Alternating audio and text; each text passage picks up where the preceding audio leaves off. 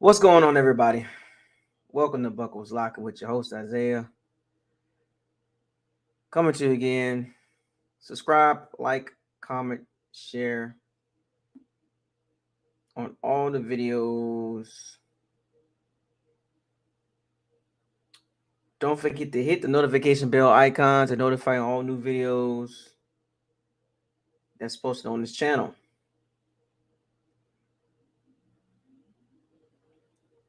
Shout out to all the Pirates and Sea Bandits. Yes, indeed. Shout out to everybody. Shout out to everybody in the Bucs community. Yep. Come on in. Come on in. So what we got here? Another 6 foot in a death wish headshot. Come on in. Y'all know what it is. I'm gonna give y'all a little time to get yourself together. I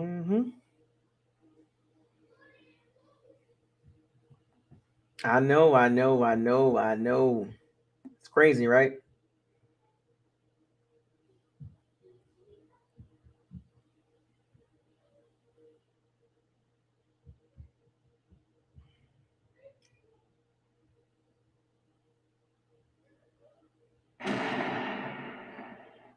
Hold up. All right, let's get it. Bucs versus Rams. Bucs versus Rams. But before I get to that, I got some good news. So we talked a lot about Bucs injuries over the last several weeks. We might see some light at the end of the tunnel. There is some hope coming, right? Everybody's starting to get healthy now, right on time. So Murphy Bunting been out since week 5. Carlton Davis been out since week 6. Hakeem Hicks been out since week 2. Julio Jones in and out the lineup. Russell Gage in and out the lineup. Luke Gedeke, foot injury. Ryan Jansen, pretty much knee messed up. Winfield Jr., concussion. Cam Gale out for the season. Shaq Barrett out for the season. But here's the bright news. Hakeem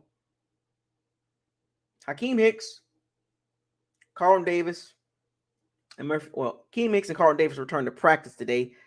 Murphy Bunting looks like he's going to be able to go this week against the Rams. Julio Jones up in the air, obviously, always with him questionable, but he'll most likely probably play on the snap count. Russell Gage, hamstring, but not 100%. Maybe he'll be on snap count as well. Logan Ryan, about 2 weeks away from returning. What else? I think we're getting some guys back.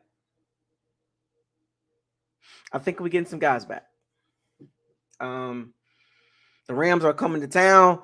4:25 Eastern Standard Time, 3:25 Central Standard Time, 2:25 Mountain Time, 1:25 Pacific Time. Big game. Big game for both teams. I can't wait to see this game. 4:25 start Eastern Standard Time, which will give everybody time to do what they need to do, get themselves together. America's game of the week. 2 teams. I'm sorry.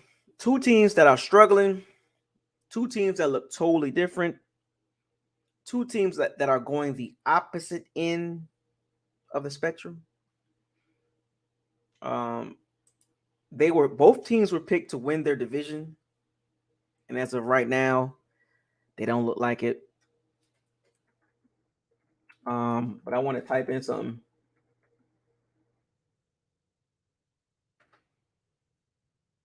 And before I do that, I wanted to point something out here. Interesting. So the Bucs do have the oldest roster in the NFL. Number one, and guess who's number two?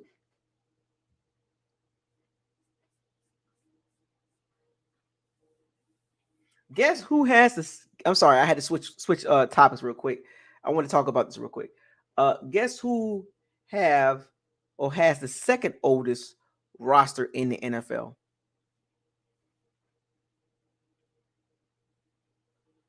It's funny how things are just so connected between them.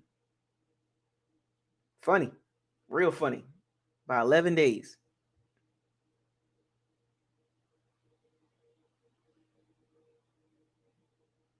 Guess who have the second oldest roster? It's funny how this is all connected in the timeline, how both teams are looking. The second oldest roster. They both teams got the same record. I'm gonna give y'all I'm gonna give y'all 30 seconds to figure this out. No typing.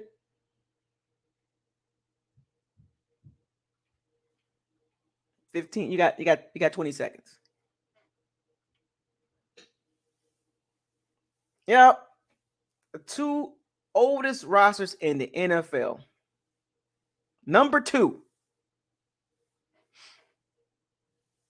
10 seconds. 9, 8, 7, 6, 5, 4, 3, 2, 1. It's the New Orleans Aints. The New Orleans Aints got the second oldest roster. We got them by 11 days. We got the Aints by 11 days.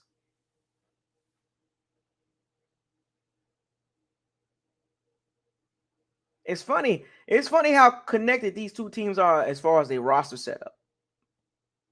Coaching, roster, and they both are 3-5, and they're both struggling.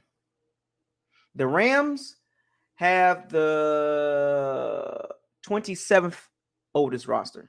So they basically, their roster is at 25 years old, 11 months and 27 days. So the Rams roster is pretty young, according to the NFL standards. But yeah, man, that's crazy. I was shocked.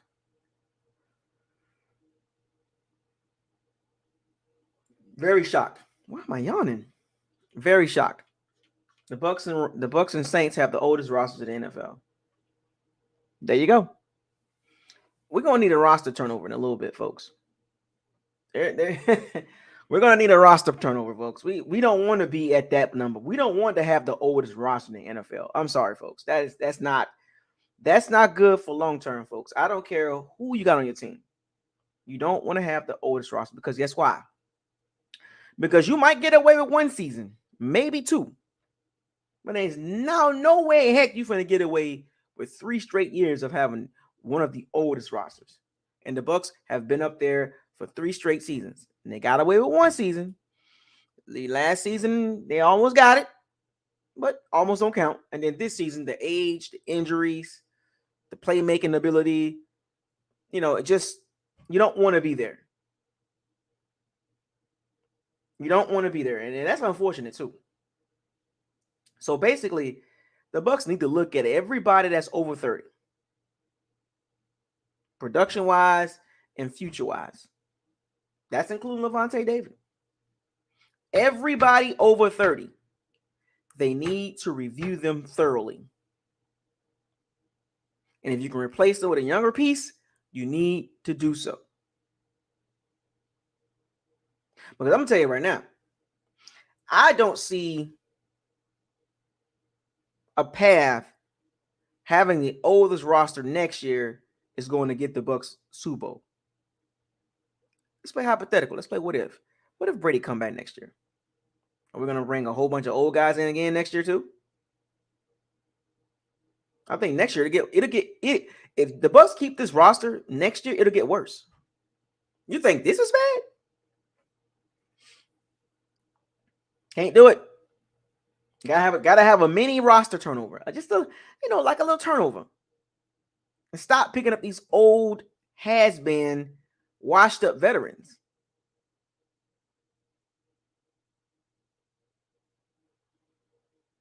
Or the veterans that still got something left in the tank, but they always injured.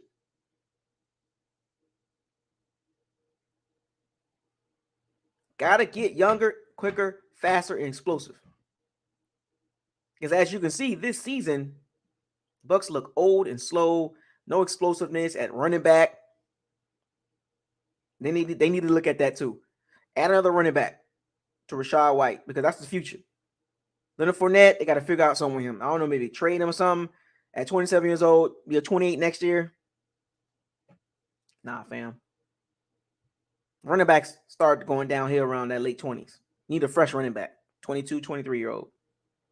Explosive back. Julio Jones, no. Out of here. Rashad Perriman, out of here. Got to move on. Get some explosive receivers. Hakeem Hicks, William Gonson,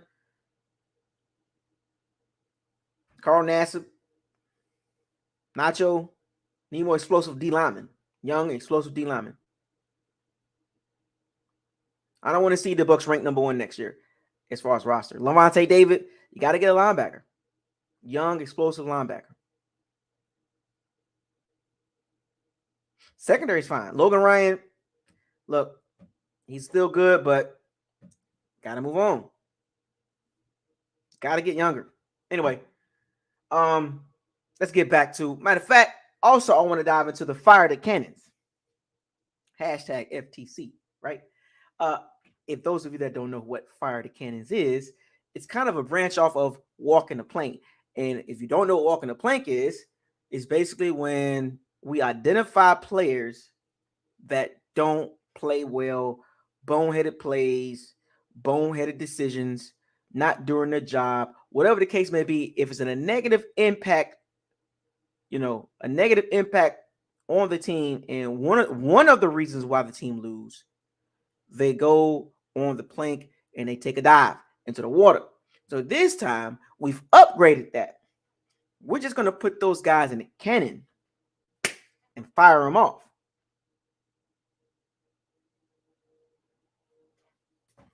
So this is an upgraded version of walking the plank. So this is from last week's game against the Ravens, Thursday Night Football. I'm not going to fire off individual cannons for all the players. I am going to fire the cannon for the entire team. Yes. I got to fire the cannon for the entire team.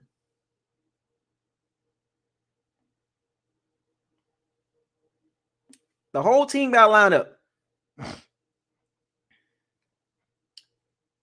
And I don't know how many cannon shots I'm going to do, but I'm just going to do one.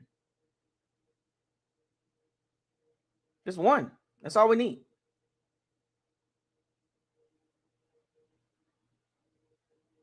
I'm not going to fire all those cannons, folks. It's too many shots.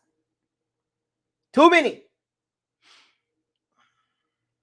So, without further ado, to the Bucs team, based on his last week's performance, it was a total cluster. You got dog walked. I don't care what the score said. 27-22. I don't care what the score said. They got beat. So, without further ado, you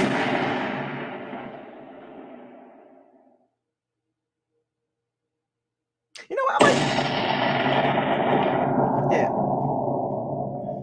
You gotta fire some more.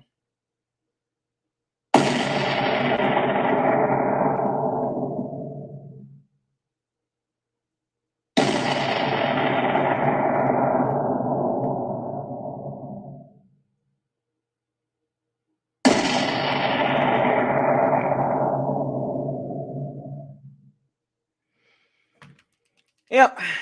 So had to fire it off. That I think the last couple was for Devin White. I just wanted to throw those extra couple in there for Devin White. I can do a whole separate segment on him. Not a bad guy. But it's just hard to defend his play in the last 4 games. It's hard to make an argument based on hashtag what does your eyes tell you? Hashtag what does the eyes tell you? It's hard to defend the 5th pick in the draft.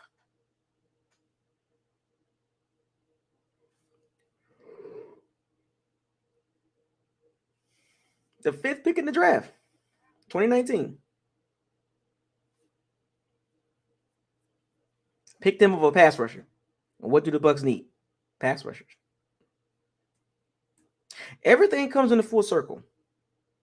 Now, does Devin White have the talent to change the outcome or the outlook of what we have of him right now? Because he's playing some of the worst ball of his entire career. Now, he don't have a lot of great tape.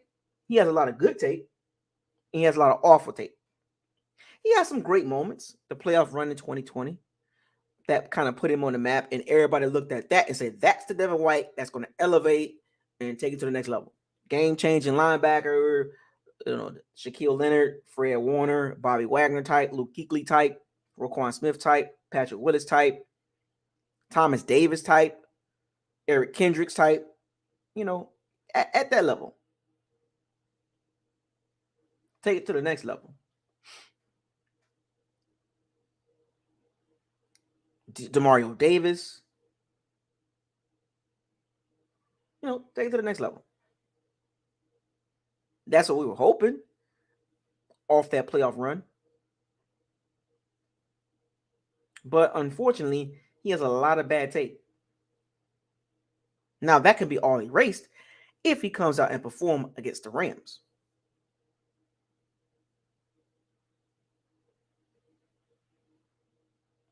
Why am I yawning? No, I'm not tired already. But let's get to the Rams. Bucs versus Rams at Raymond, another home game. It's so interesting, right? Because all of the hard games, except for the Saints and the Cowboys. Well, if you look at the schedule, a lot of our tough games are at home. Packers, Chiefs, Ravens, Rams. Like, did the schedule makers set us up for the dubs? Did they or did they not? Look out for the Bucs this season. All our hardest games are at home.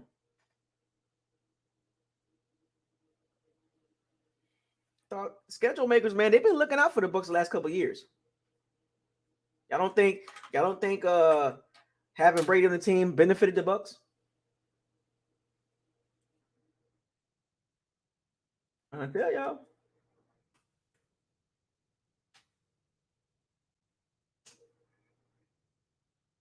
So let's get to it. Bucs versus Rams. A must win for both teams.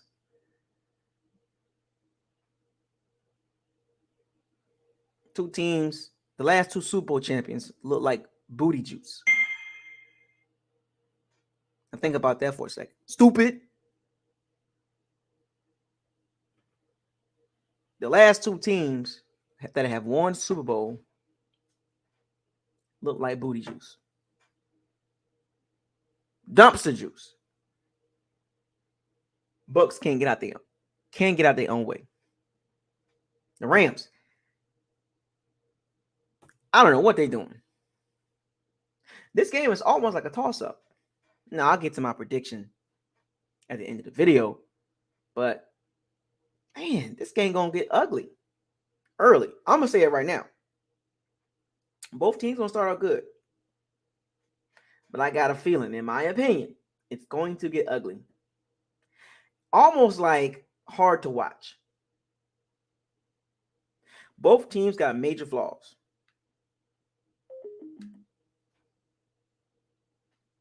Both teams have major flaws, and they have the same flaw. The two worst running teams in the entire NFL. You want to know also another correlation with both teams? Both teams' O lines are struggling.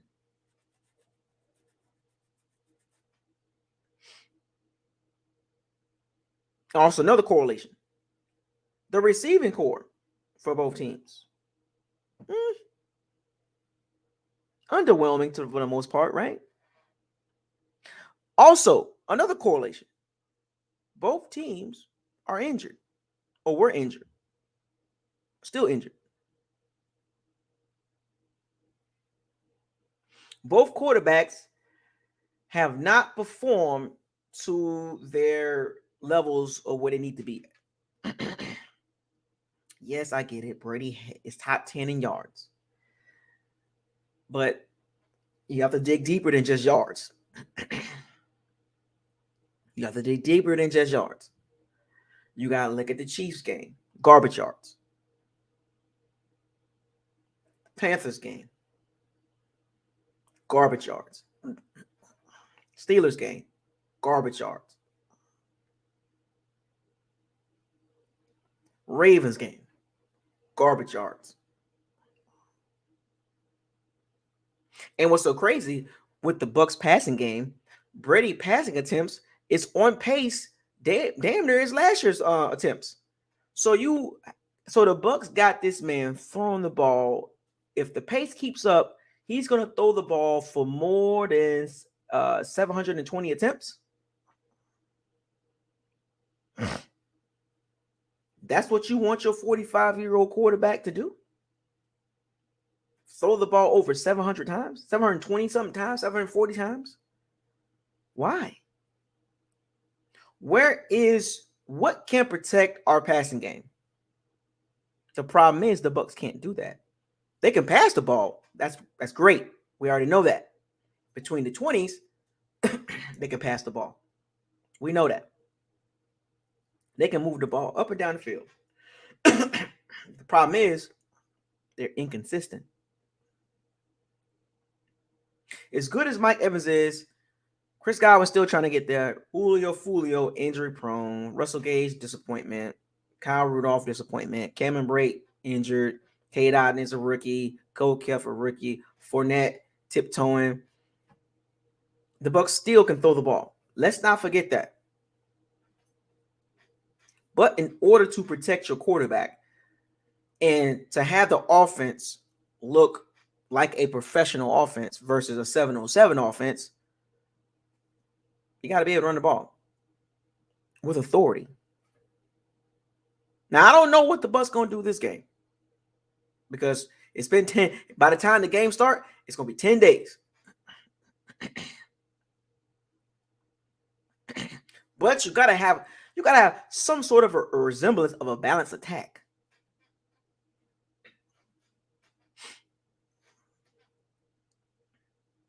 Do you think this style of offense is sustainable?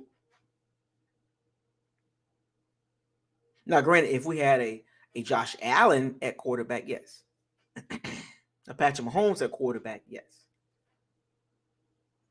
Younger, mobile, explosive quarterback. Yes, this offense is is maintainable because you have the quarterback that can make plays. But with a 45-year-old quarterback, in my opinion, this offense is not sustainable for the next 9 games. Can't do it. You got to be able to run the ball. Even if the Bucs run the ball 25 times for 80 yards and they throw the ball 36 times, at least that's a little bit more balanced. You're not looking predictable. And I know some of you ladies and some of you guys are going to get frustrated with the 1 yard, 2 yard runs, 3 yard runs. That's not the point. You have to keep these defenses honest. You have no choice. There is no way you're going to sit back and drop back and throw the ball 45, 50 times every game. You're basically being predictable. There is not 50 different route concepts you can run with 4 receivers or 5 receivers. Even 3 receivers. You could probably get, as far as route combinations, you could probably get 20 to 30. But that get old. Did you not see the Pittsburgh Steelers, what they did when they passed defense against the Bucs? And going into this game, I mean, the Rams pass defense is actually better than the Steelers pass defense, in my opinion. I'm going to look this up.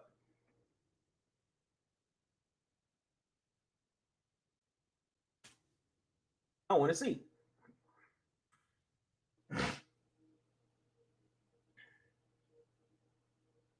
So we're going to look this up right now.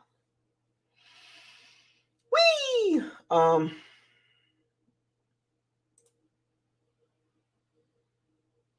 So as I say right on cue, the Rams pass defense has given up 1,440 yards a game.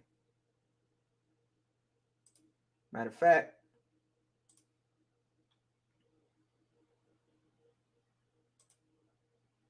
we'll make it even easier. The Rams pass defense has only given up 205 yards a game. The last 3 games, 147 yards. So you really want to throw the ball around like that?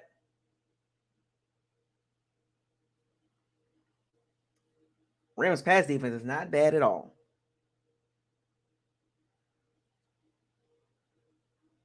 So Chuck, the more times you throw the ball, the more opportunity you give the defense, specifically the pass defense or the defense period, to make sacks, sack fumbles, or interceptions. The Bucs got to be really careful how they game plan against the Rams. The Rams have seen the Bucs offense enough to know exactly what they're gonna do. Now, the wrinkles that Byron Leftwich could do, we're gonna see them. Now, I'm gonna say this again. Is he gonna empty the clip in the first 15, 20 plays, and that's it? Or he gonna spread those wrinkles out? Which he should do. Spread the wrinkles out throughout the game. Situational football is what the Bucs should be playing right now, especially with this game, because this game is also a mental game more than a physical game for the Bucs. Because the Rams, we know the story. The last 3 times they have beaten us. The last time we beat the Rams was 2019, 55-45. Winston put up 55 points, bombs away on them. And after that, 2020, L. Regular season, right? 2021, L.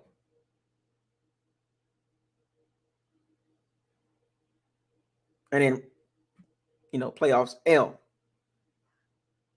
So the Bucs must play this more from a mental perspective than we're just going to do what we're going to do. This is our game plan. Our game plan is better than your guys' game plan. That's not how it works. And hopefully Byron Leftwich and Todd Bowles realize that offensively and defensively. This game's going to be tight, folks. This game going to be tight. This game going to be tight. I just don't see a blowout.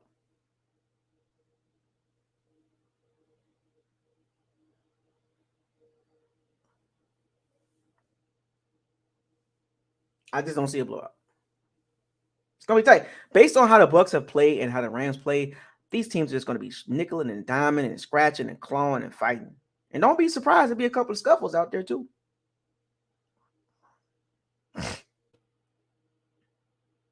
Here's another thing. Both teams can't run the ball. But I do believe the Bucs have a better run game. And they should show it. With Rachaad White getting at least 10 to 15 carries. No offense to Leonard Fournette. This is not playoff Lenny. We're talking about, what's up? We're talking about Rachaad White, more explosive. He can catch the ball out of the backfield. He makes moves. He breaks tackles. And hopefully the Bucs see that. Hopefully Byron Tybo specifically see that the productivity of Rachaad White giving more touches can produce more. And you kind of pull Leonard Fournette back into the secondary role, the pounding, bruising back role. Because this was, at this stage of his career, that's what he is. He's not a lead back anymore. Remember what I told y'all. They have turned Leonard Fournette into a running back that he's not. Third down back, explosive back. That's not his game. He's not a Christian McCaffrey. He's not a Dalvin Cook. He's not a Kenneth Walker. He's not a Saquon Barkley. Not a Kamara. Not a Cordell Patterson.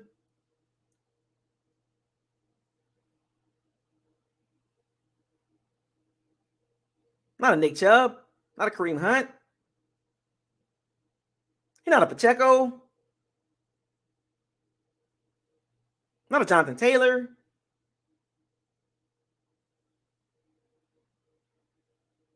Not a Brashard, not a Breece Hall. Not a DeAndre Swift. Not a Miles Sanders.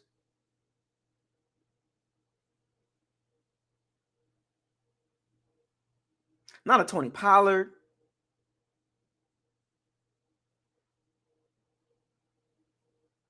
He is who he is. Right now, Fournette is an average at best running back. He's not an Aaron Jones. He's not an Alexander Madison.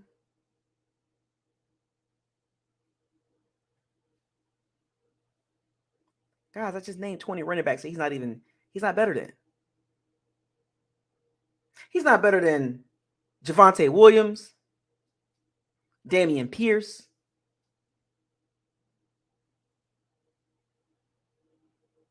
Just gave y'all like 20 to 23 running backs that he's not better than. And if you want to do category of running back, he's a bruiser back. A Najee Harris, a Derrick Henry, Khalil Herbert, probably better than Fournette, in my opinion. David Montgomery, over there somewhere, But Fournette is not even top 20 running back.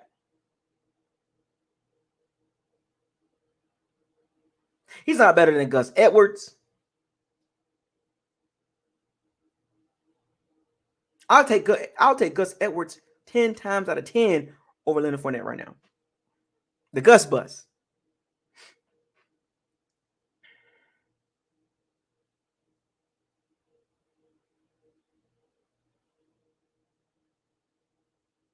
I just gave y'all 25 running backs that he's not better than. That's not good. He can only run certain ways. He has a certain style that he likes to run, and it's not productive. Teams don't even need to stack the line to stop Fournette. What for? The line. Also, it's contributed also as well as the O-line not blocking well. Even with Tristan Wirfs, as good as he is pass blocking wise, he's a part of the problem too. Donovan Smith, not good at run blocking. The interior O-line. And it's crazy because they have their moments. Inconsistency is a problem. Do you believe we will see the Bucs run the ball 35, 40 times this season? Just ground and pound the team, just ground and pound them out. Can't stop the run. Just ground them out. 35, 38 carries. 20 for Fournette or 20 for Rachaad White, 15 for Fournette. Brady throws the ball 27 times, completes 20 of them. for like 230. But it's the balance of the run pass game. They ran the ball 53% of the time, and they threw the ball 47% of the time, and they beat the team 27-10. Will you ever see that this season? Or the Bucs gonna continue to chase this? We can throw the ball around the yard. When you clearly have a running back that is ready to roll, fresh legs, got something to prove, and he's hungry, and the Bucs won't use him. So this game, I want to see more Rachaad White.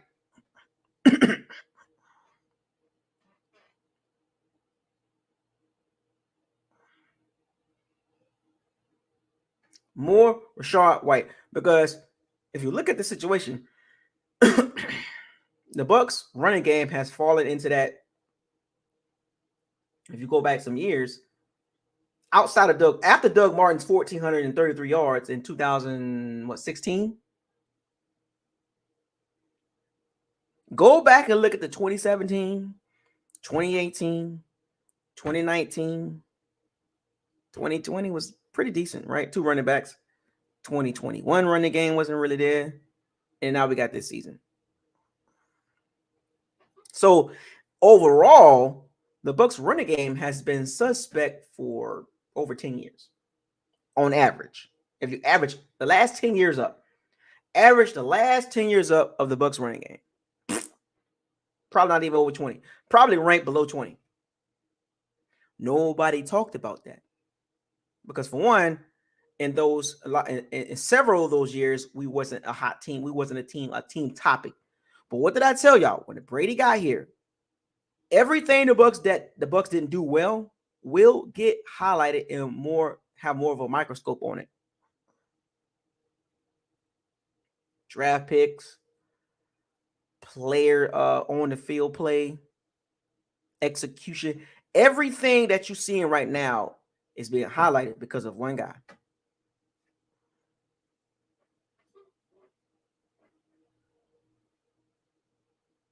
The running game sticks out like a sore thumb. You know what's so crazy? The Bucs' history of running backs the last 10, 15 years hasn't been great. But we never had a running game this bad. Now think about that for a second. Name all the Bucs running backs in the last 15 years. Go look at the run average compared to this season. And we got Leonard Fournette.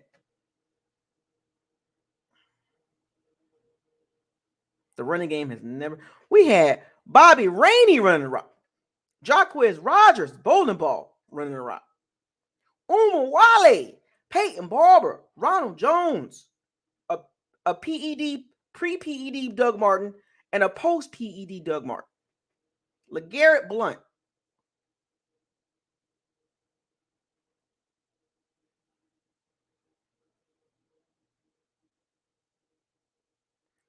Charles Sims, Mike J. All these guys running the ball. The running game has never been that bad. Think about that, folks. We've had some really bad backfields, but nobody talked about that because that wasn't the focus. The run game, the O-line, outside of Doug Martin's 2016 season, run blocking. LeGarrette Blount had 1,000 yards, over 1,000 yards. Cadillac Williams, okay. But overall, and all in all, Mike Allstott work done. You know, we can go over. But I'm saying that's the last 10, 15 years.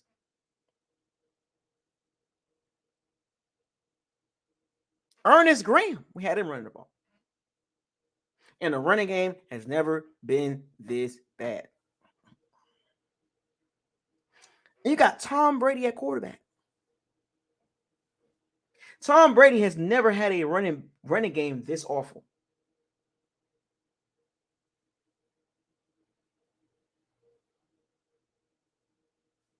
Think about that for a second, folks.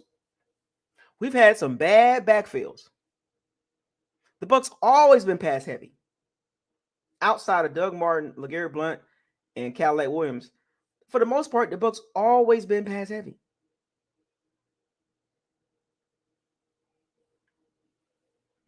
That's how bad the running game has been over the last several years. 10 years, 15 years.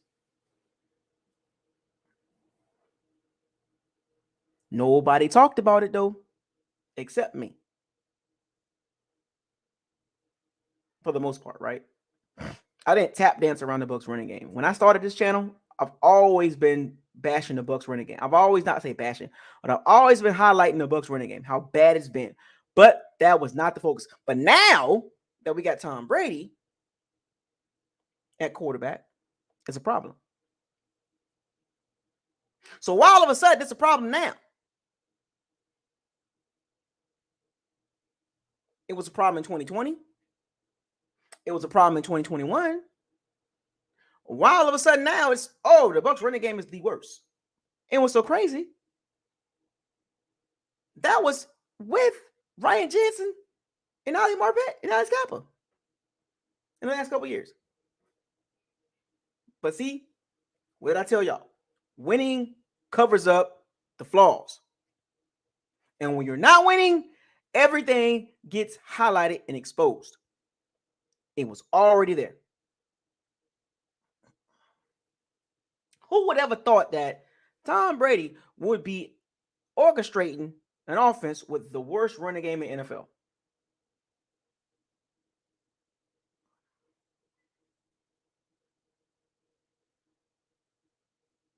Now you got the Rams. Pass defense only allows 205 yards a game.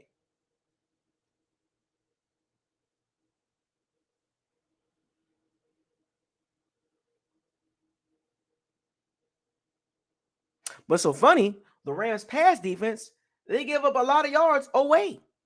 267 yards when they're on the road per game.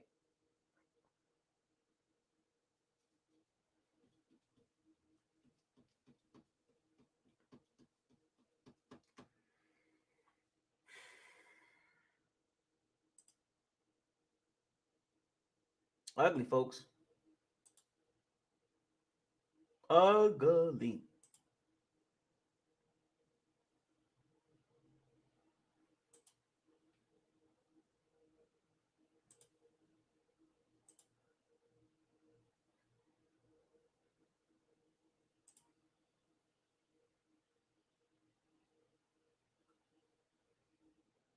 And oh, by the way, Michael Pittman, right? Shout out to his son. Yeah, son's pretty good. Also, when it comes to the Bucs Rams game in Tampa at Raymond James Stadium on Sunday, you want to talk about defenses, right? The Bucs offense versus the Rams defense. Let's start there. The Rams defense as a whole.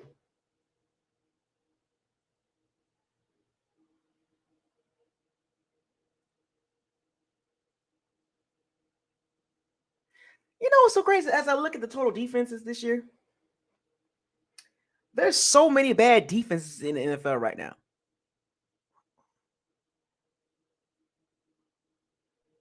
There's so many bad defenses as I look at these numbers. If you can hold your opponent under 300 yards, if you can hold your opponent under 330, that's a lot of yards, right? 330 yards is a lot of yards. So let me give y'all this. Bucs offense, Tom Brady, Mike Evans, Chris Godwin, Rashad White, Leonard Fournette, Cameron Brate, if he plays, right? Quay Allen, Cole Kef, Julio Fulio, Russell Fade, Scotty Not Too Hottie, Rashad Perryman.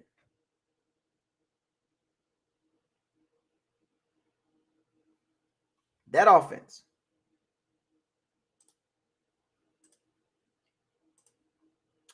That offense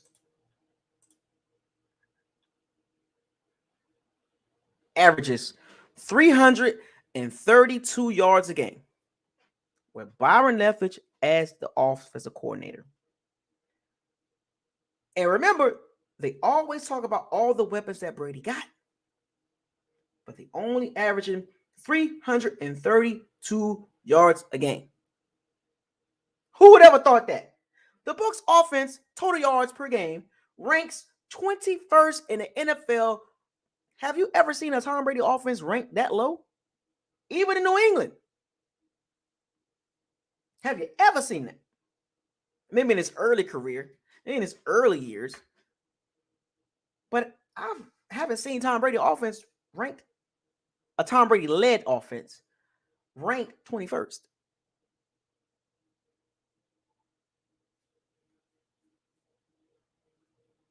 Even Dort Cutter's offense wasn't ranked this low. Matter of fact, I'm going to go back and look at it.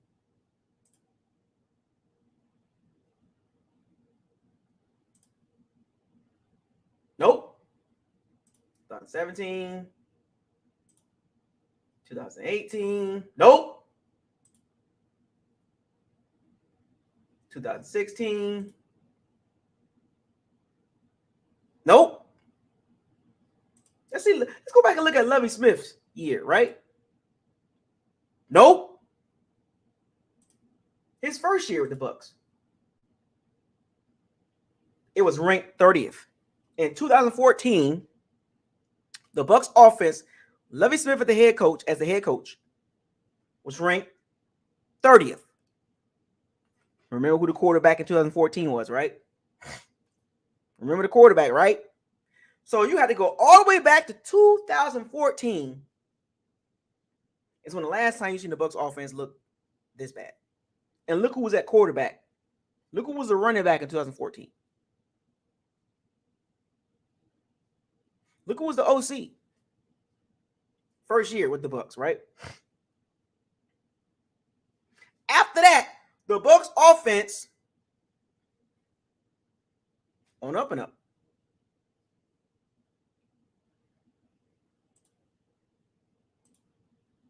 Winston's rookie season, Bucs offense ranked number 4 in the NFL. His second season, ranked 18. Third season,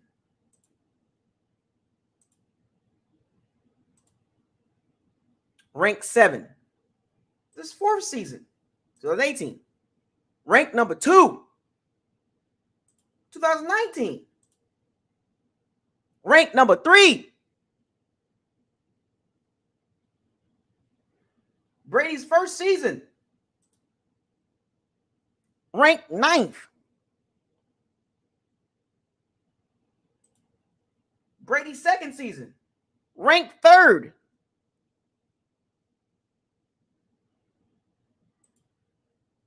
2022, 21st? Why such the drop-off going into this game? Going into this game, you don't want to have your offense looking like that. 21st ranked offense, 332 yards a game. Guess who's in front of the Bucs right now? New England, the Jets, the Colts, Green Bay, Vegas, Minnesota, Arizona, Cincinnati, Seattle, San Francisco, Baltimore. Jacksonville offense is higher than Tampa Bay Bucs offense. The Chargers, Miami, Cleveland, New Orleans offense ranked 5th in the NFL. How? As bad as they've been playing, their offense is ranked 5th. The New Orleans Saints offense is ranked 5th in the NFL, and we at 21. Coaching, play calling, players. That's the 3 reasons why the Bucs offense look like crap. We're 1 yard ahead. Actually, we're 0.1 yard ahead of the Washington Commanders.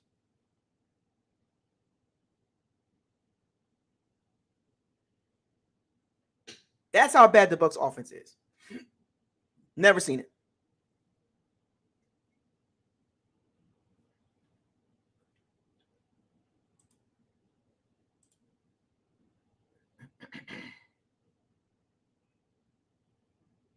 Brady's last season with New England, 2019, the offense was 14th.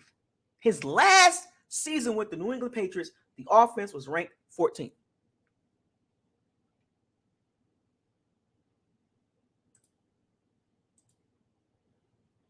(2018) 4th. 2017, number 1. 2016, Number 4, 2015. Number 9, 2014. Number 10. This is all Tom Brady with New England. 2013. 6. 2012. Number 1. You see, folks, this is unprecedented. This is unusual.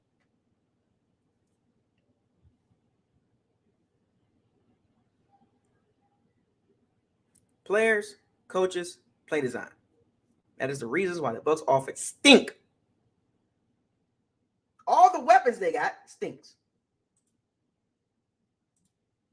I didn't even see not one offense when Brady was playing in New England from 2012 to 2019 ranked below 14. Byron Leftwich is part of the blame. Todd Bowles takes most of the blame. Tom Brady takes the blame. The offense as a whole takes the blame.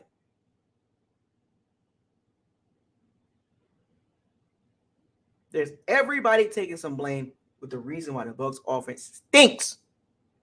Going into this game, don't want to stink. But right now, they stink. I don't care who's lining up. They stink. One of the worst rushing attacks in NFL history. Stinks.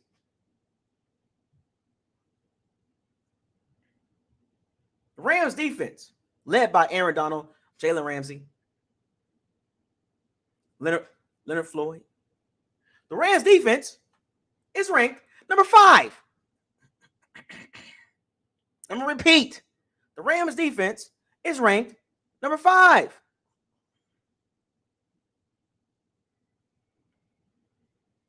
They only allow 310 yards a game.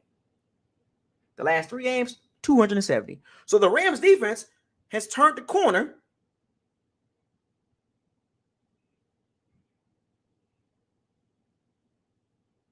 $270 yards a game the last 3 games.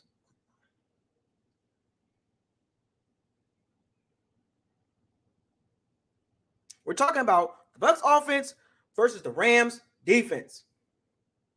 That spells disaster.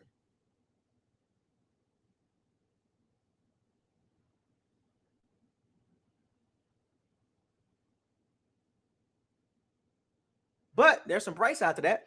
On the road, the Rams defense allows 346 yards. That means the fans at Raymond James Stadium, come this Sunday, 4:25 Eastern Standard Time, I need you to get loud. Make it hard for Matthew Stafford. Make it hard for the defense.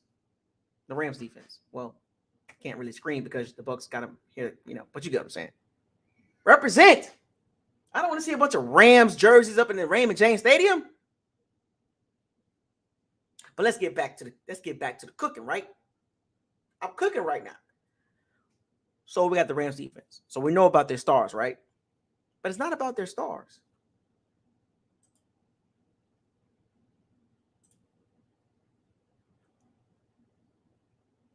Of course, they got Jalen Ramsey, who lines up all over the field now. He doesn't line up on one side of the ball. He lines up in the slot. The same way the Ravens use Marlon Humphrey, the same way Raheem Morris, former Bucs coach, is going to use Jalen Ramsey. He's going to put Jalen Ramsey in the middle of the field to stop Chris Godwin in those middle routes. What is Tom Brady going to do? Mike Evans, get a pass interference. Chris Scotty too high. Get me a pass interference. You can't rely on that. Bounds away. Throw a flag, please. No flag. Why no flag? That's what the Bucs become. Have they become that? Throw the ball in the middle of the field on a crossing route, or bombs away, or flare route, or wide receiver screen. You're going to span us to death with screens? Come on, Byron Leftwich. Come on, Byron. Some creativity, man. You got 10 days to figure this out. When the game starts, 10 days. We're going to see some different stuff, but how much different? Until everything is all fine until they get punched in the mouth, and then we're going to start seeing all these screen passes. Chris Godwin screen. Mike Evans screen. Julio Jones. Scotty too hotty, deep ball. Get a pass interference. Mike Evans, 50-50 ball. Go ahead and get it. Chris Godwin, crossing route. Really? That's it? That's what's gonna happen after the adjustments have been made? The Bucs need to have a plan A and B and a possible C. Playing the Rams defense. I'm gonna repeat: the Rams defense only gives up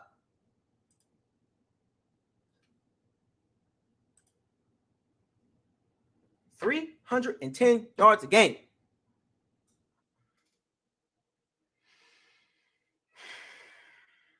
So we're just gonna chuck the ball around. Oh yeah, okay, go ahead, chuck the ball around. Let's go ahead and do that. So, all right, that's fine. They got Troy Hill, DeAndre Kendrick, Jalen Ramsey, Jordan Fuller,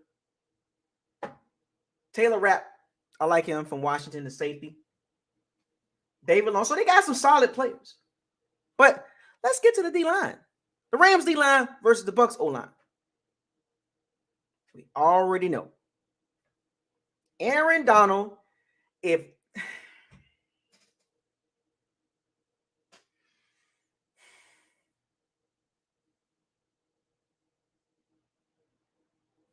double team. Just take him out of the game. Just take him out of the game. Just take him out the game. I don't care what everybody else do.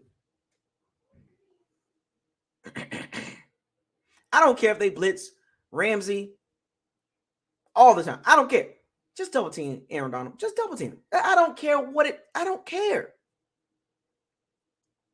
Double team Aaron Donald at all costs. Arguably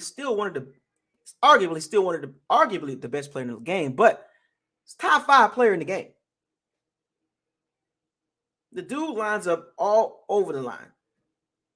But the bulk of his snaps is going to be on his right side, which is the Bucs' left side. Levert, Hainsley, Donovan Smith. You will see combinations of Donald and Floyd next to each other. Gaines is going to be on the other side. And every now and then they'll blitz Ramsey. Gaines is a handful. Double team Aaron Donald at all costs. Don't let him do what Casey Hayward did.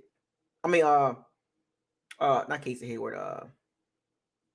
Hayward of the Steelers. I got his first name. Hey, why am I having a brain fart? I think it's Casey Hayward. No, it's not. What? Having a brain fart. But don't let Aaron Donald do what Hayward did.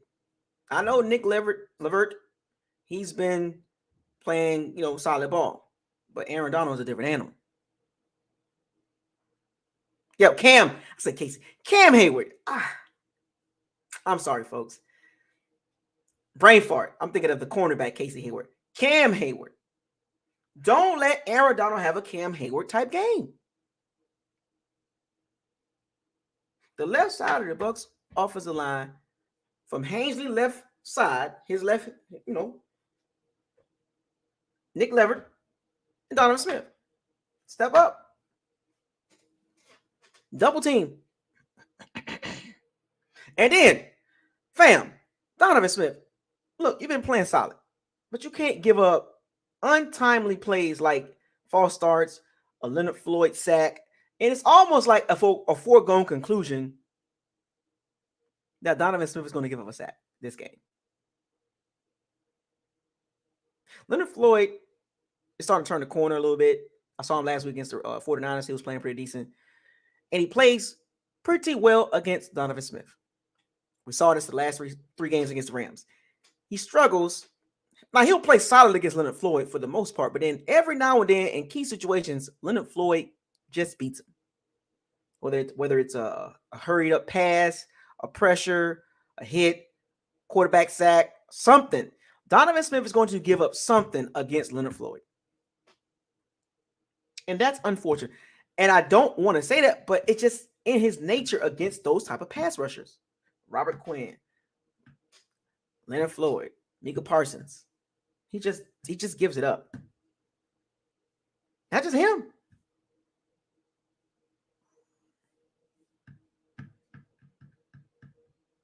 Ernest Brown. They got Tack McKinley, but he's cut though. He cut him. He's washed. Alshon Robinson.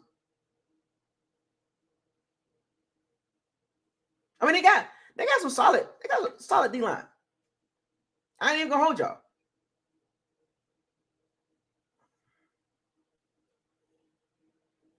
Linebackers weak, but they even use Hollins as a pass rusher sometimes. The linebackers weak though.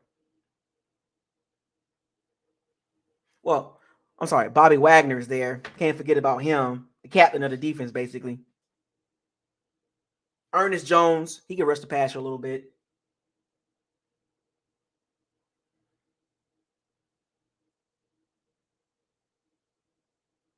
God, man, I just hope the O line holds up. Real talk. I hope the O line holds up, man. Greg Gaines, that's his name. Greg Gaines. He's a problem. The Rams defense is not trash. As bad as they've been playing, the Rams defense is not trash, folks. It's better than a lot of defenses. In the last 3 games, they only given up 270 yards. So the Bucs offensively, Byron Leftwich and company, they have their work cut out for them.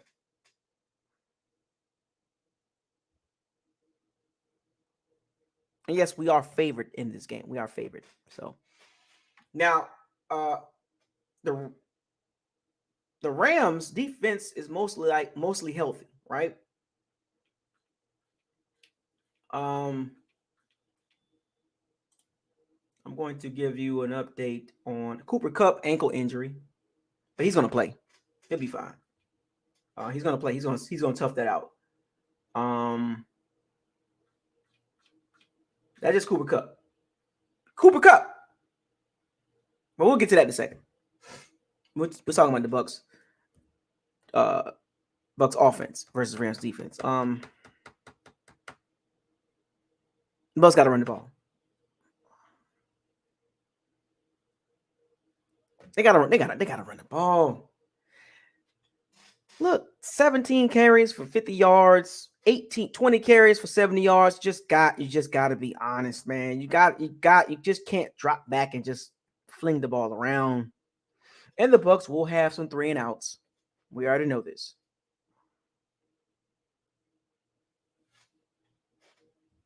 Anyway.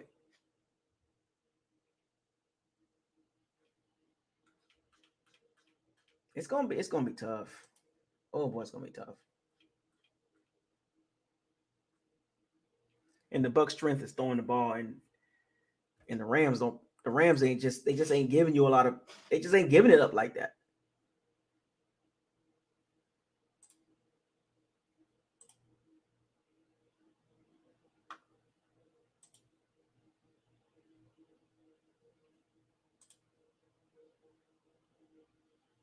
The Rams pass defense, 205 yards a game.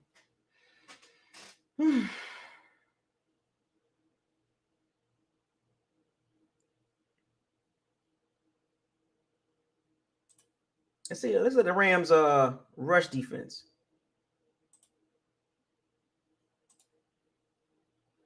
Rams rush defense, 105 yards a game.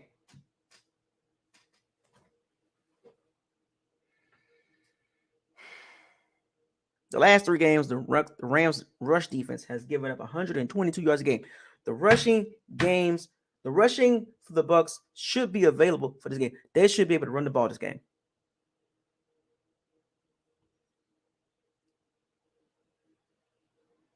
The Rams, you can run the ball. Last 3 games, they have allowed 122 yards a game. Now, on the road, they only give up 79. But the last 3 games, they've given up 122 yards a game. They gave up 100. The Bucs should be able to run the ball. Keep the Rams defense unbalanced. Guessing. Now, as we transition to the other side, the Bucs defense versus the Rams offense.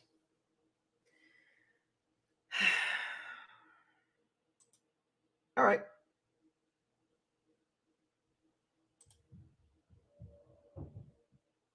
Okay. Let's do this. The Rams offense ranks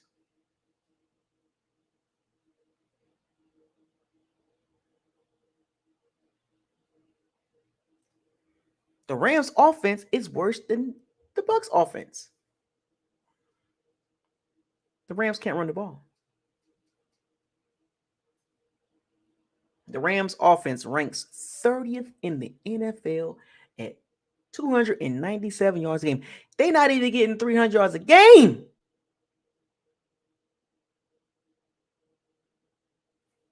Bucs defense. Bucs defense ranks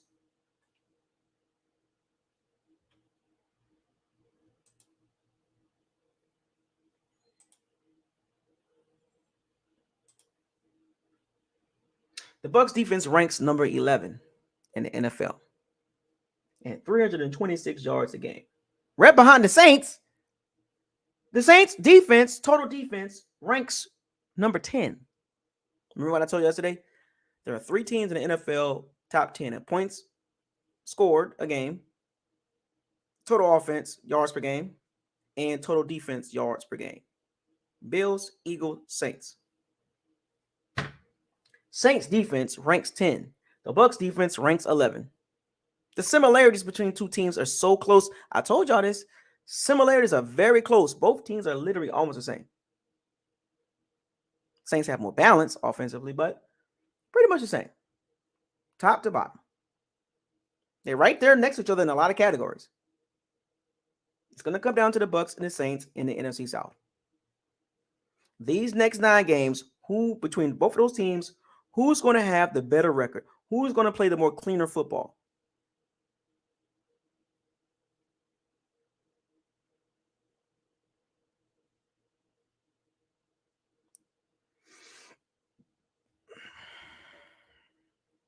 Now, the Bucs defense, 326 yards a game. The Rams offense only getting 297 yards a game. Advantage Bucs, right? Advantage Bucs defense. Also, in other notes I took, Matt Stafford has been sacked 24 times.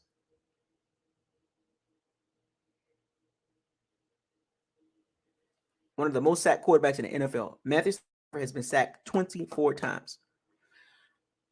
So the Bucs defense, no Shaq Barrett, but we got Tryon, Nassib, Nelson, and probably some Devin White. Rushing the passer. Hakeem Hicks, he's back. William Gone's son. Hakeem Nacho.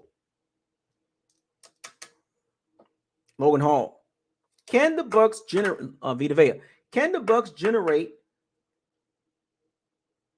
pressure on Matt Stafford, whether it's blitzing or just rushing for? You want to know why? The Rams O-line suck. Injuries. The Rams O-line sucks. The Rams O-line sucks booty juice. Dookie juice. Horrible.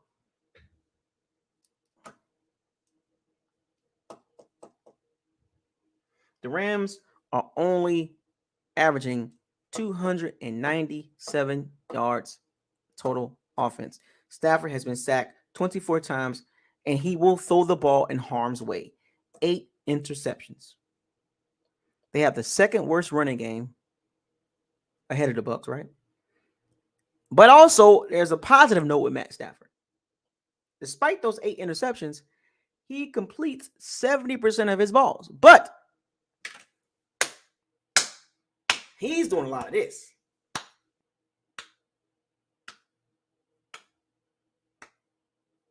Cooper Cup, Cooper Cup, Cooper Cup, Cooper Cup, Cooper Cup, Cooper Cup, Cooper Cup. 5 yards, 2 yards. Cooper Cup, yak. We need some yak. We need some yak. We need some yak. 70% completion percentage, 8 interceptions, 24 times he's been sacked. Same thing with Aaron Donald. Todd Bowles, have you learned your lesson? Double team Cooper Kupp.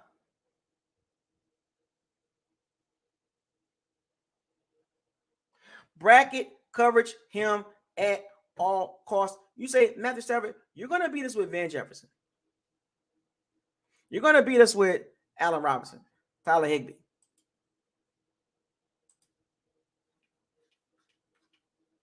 You're not going to beat us with Cooper Kupp. And remember the last memory of Cooper Kupp. Miscommunication, deep ball, Rams get the field goal. They go into the Super Bowl and they win.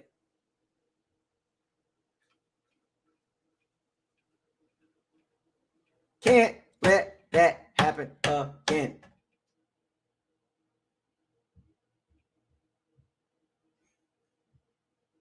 You're going to have to beat us with Tutu Atwell, Van Jefferson, Lance McCutcheon, Brandon Powell, Allen Robinson, Ben Stonek, Alan Tramble, Tyler Higbee.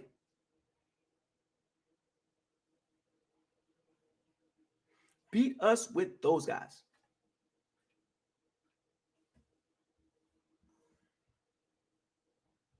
Darrell Henderson beat us with the running backs. Malcolm Brown.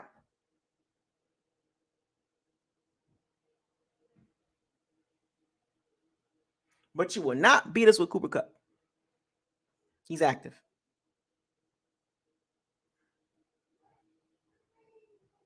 Van Jefferson is active, according to their roster. This is what it says. Active. Now, he's been out for a while. I think he's been activated. I'll type it up and see. Just to verify.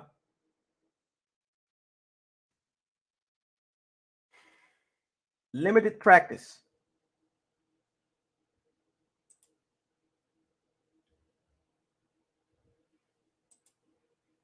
Limited practice.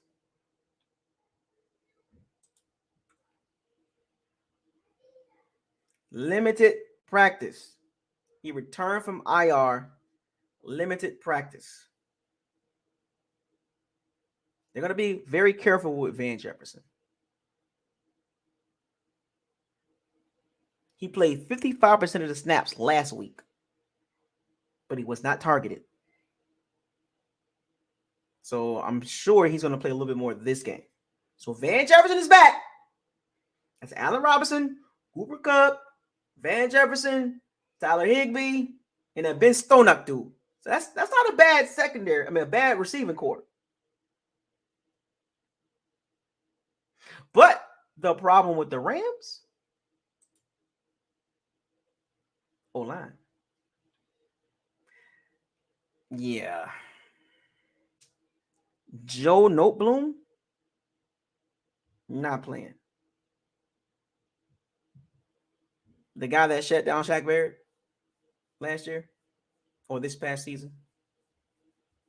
Or this, 2021, 2022, 2021 season, yeah. He's out. IR.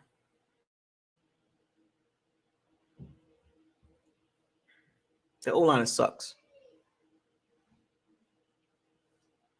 They do have a solid right tackle. Joe Tryon should be able to eat. Their center, Brian Allen, he's been hurt too.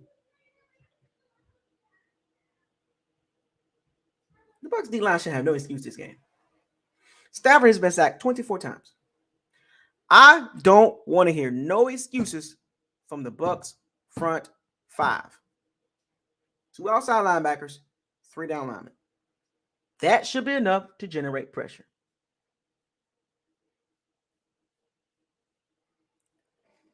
You don't have to blitz Matthew Stafford. His O-line is not good.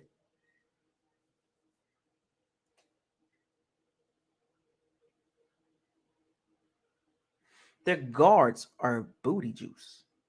And David Edwards, their starting guard, he's hurt. He's out. They got injuries, and 3 of their guards are injured. Like, the starter, the backups, like on IR. The Rams O-line is like the Chiefs O-line in the Super Bowl.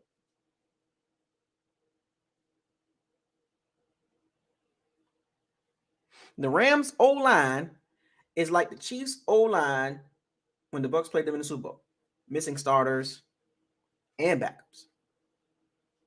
There should not be no excuses for the Bucs D-line this game. Even linebackers. But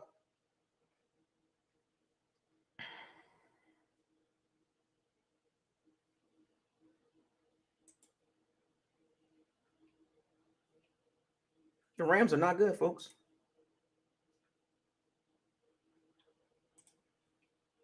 They're struggling.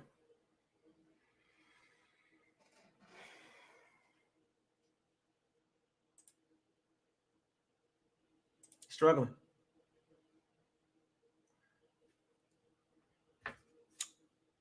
Points per game.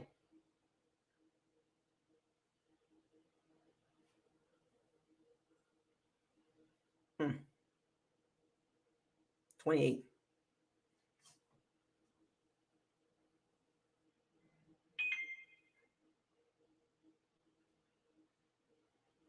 $28.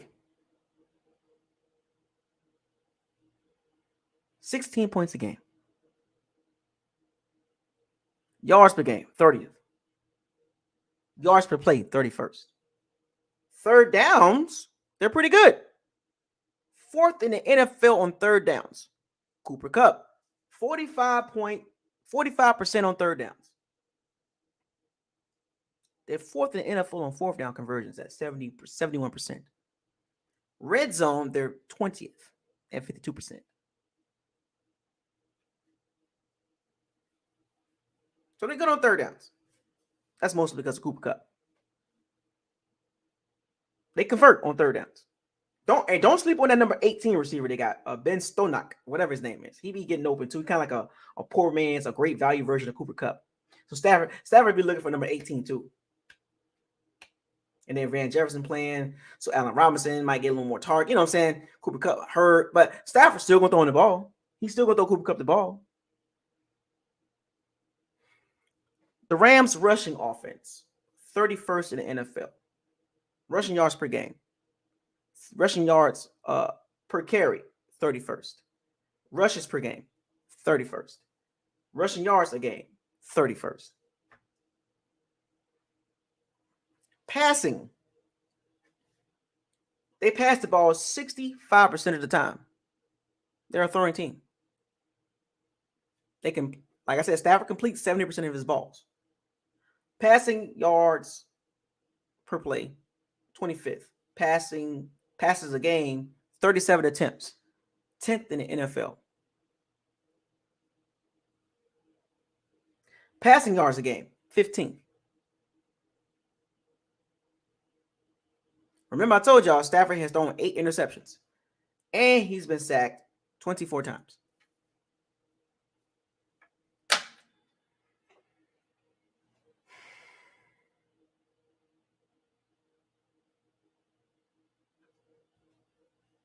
But here's the thing about the Rams. They don't get penalized a lot. They don't. I find that interesting. Let's look at the Bucs defensively.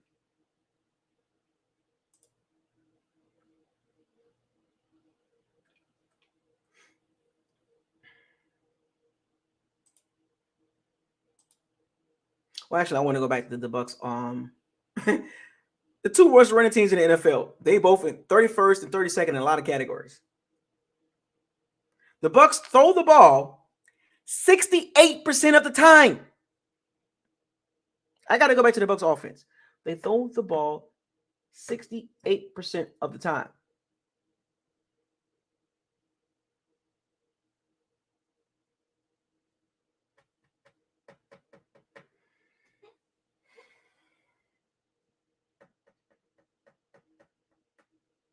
The Bucs are 5th in the NFL in passing yards a game.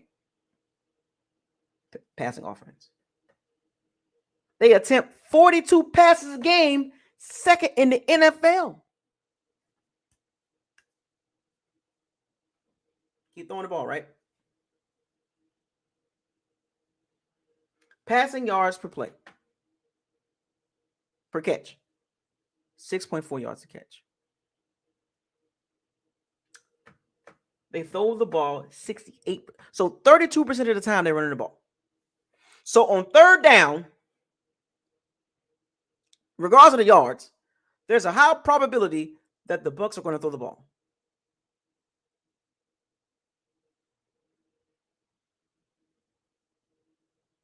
Think about that for a second, folks.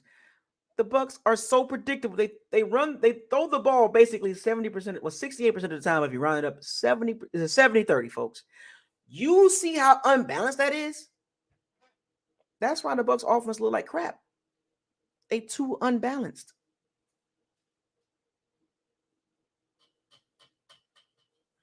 It's bad, folks.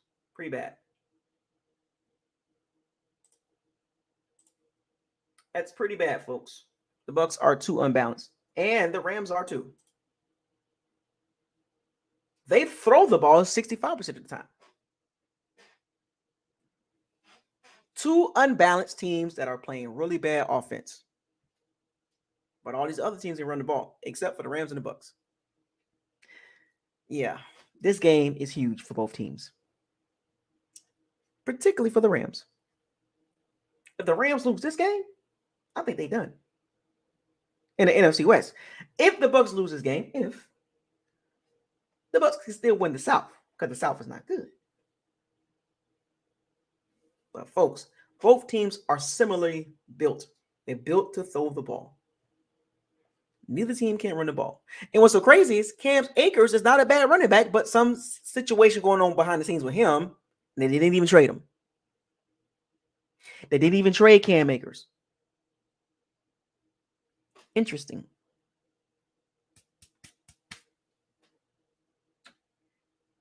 Yeah, folks. The Bucs defense should have no excuses in this game, particularly the front seven. Devin White, Levante David, the front five, even the backups, get some sacks. Pass defense-wise, the Bucs will be fine because the pressure will be on Matthew Stafford.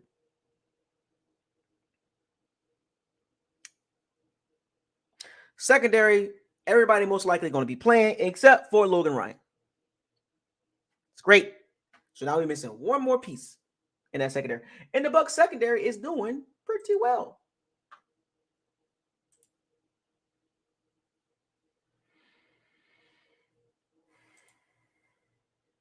Pass defense.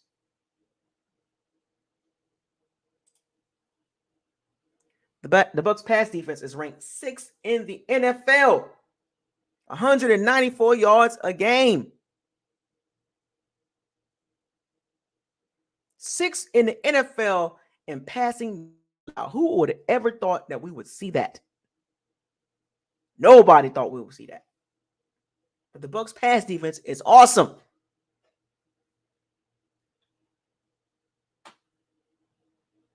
Winfield's questionable. I think he's going to play, though. He's going to clear. They're going to clear him probably on Friday or Saturday, hopefully. Hopefully. The Bucs rush defense.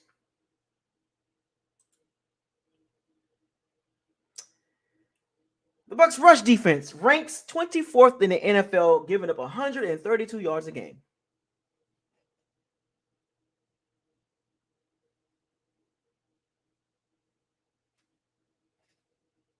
The last 3 games, the Bucs rush defense has given up 160 yards a game. They're trending the wrong way, folks. The Bucs have a run defense problem. And what's so crazy is, let's see if the Rams try to run the ball. I think they will.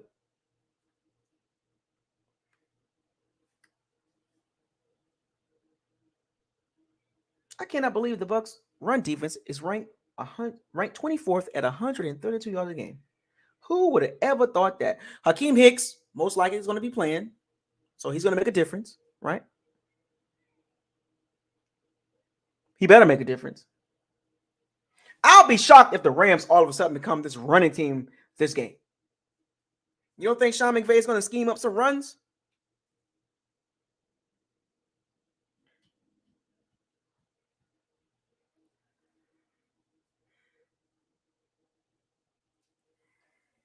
Oh, and for those of you that want to know, the Saints' run defense ranked 14th.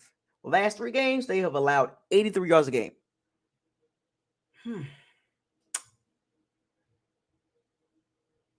I'm sorry. What?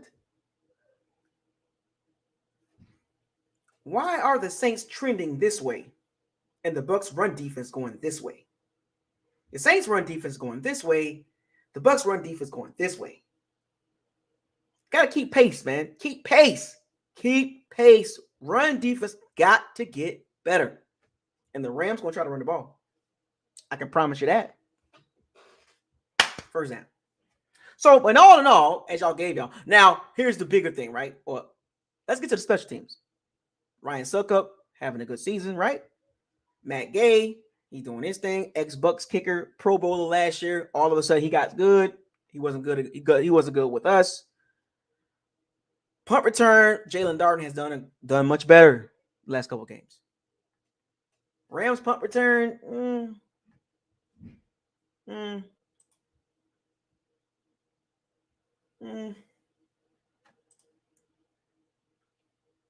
neither one of the special teams are outside of their kicking.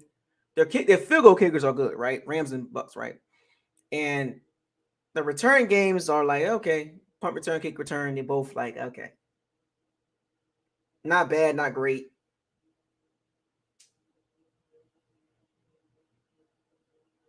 I mean,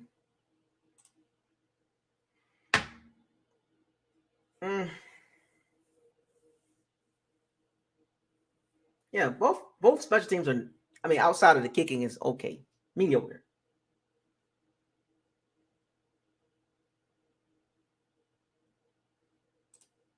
Mediocre. Mediocre. I just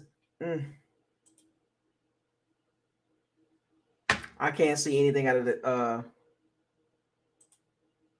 punt return situation.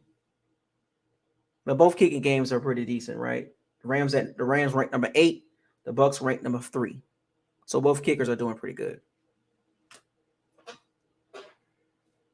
Which is pretty good. The Bucs signed Ryan Suckup 95%, and the Rams is at 90%. So both kicking games are solid, right?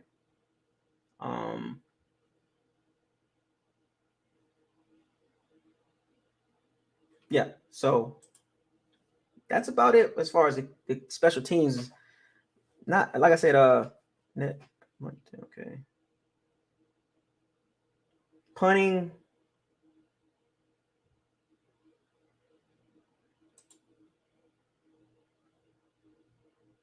The Bucs punter, Jake Komata, the Bucs punt is ranked number 20th. He's only averaging 41 yards, net yards per punt. The Rams are 24th. So both punt games are not great. They're at the bottom, pretty much the bottom half of the league. So don't expect great punts this game.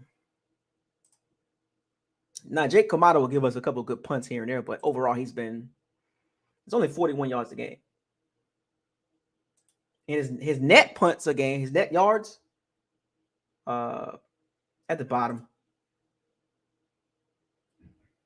No, actually, let me see. Net punt yards per game. Yeah, not great. So I'm just looking at the special team stuff.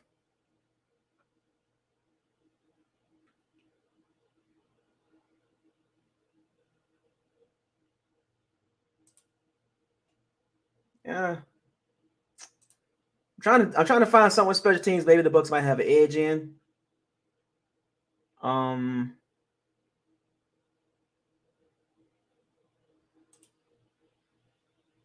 I just don't see it. Not a great edge. So overall, man, not expecting a lot from special teams from both teams. But let's get to the coaching. The coaching part, right? Sean McVay, Todd Bowles. Sean McVay has basically walked the dog with Todd Bowles' defense the last 3 games. He's always had the advantage.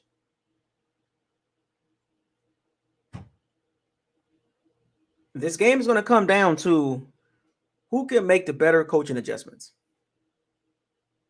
It's going to come down to the superstars and the coaching adjustments. Can Byron Leftwich and Todd Bowles, or Todd Bowles and Byron Leftwich, come up with the right game plan from a team aspect? Can they outcoach Sean McVay and Raheem Morris? Hashtag what your eyes tell you. History shows you, in recent history, it shows you they're not going to be able to do that for 4 quarters. And I think we can all agree that Sean McVay is a better coach than Todd Bowles as a whole. Now, don't let this season fool you as far as Sean McVay as a coach. But as overall, if you had to put a poll up and ask the fan bases who's the better coach, I'm pretty sure Sean McVay will at least get 80% of the votes on who's the better coach between him and Todd Bowles. I think that's a no-brainer. So the Rams do have the advantage coaching wise. Overall, as a head coach, Sean McVay it's not even really close. It's a big gap. There's too big of a gap between the head coaches. Sean McVay, head coach of the Rams. You see his record for the last 5 years? Look at Todd Bowles' record. It's not close. So the Rams do have the advantage at the head coaching perspective. Defensively, Raheem Morris versus Byron Leftwich. I mean, almost like a toss-up, right? It's like a toss-up. The Rams do have the bigger names than the Bucs. The Bucs have more togetherness, if that makes sense. But the Rams defense right now, in the last 3 games, have been playing much better than the Bucs defense. So the Rams defense versus Byron Leftwich offense, we're going to see, and everything's in a question mark right now. We don't know what he's going to do. We don't know the adjustments or the wrinkles that he's going to make. But I'm telling you right now, the Rams are not scared at all. Don't give me that. They're not scared. They know they can beat the Bucs. Sean McVay is probably telling this team right now, guys, we can beat this team. There's no worries. We just play our game. So I'm gonna have the Byron Leftwich and the Raheem Morris situation. It's almost kind of like kind of a toss-up, man. Sean McVay says he won't rule out Cam Akers from playing Sunday.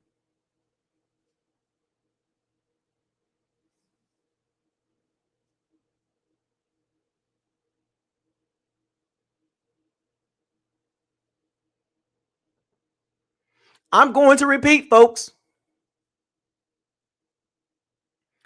Sean McVay will not rule out Cam Akers playing this Sunday.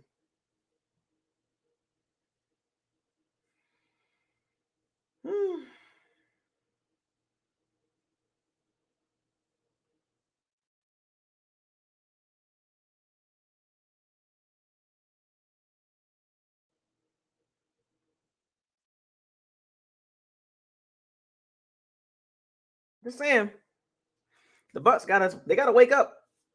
They gotta wake up. Exactly. Every game now is literally a playoff game. Folks, this is a playoff game.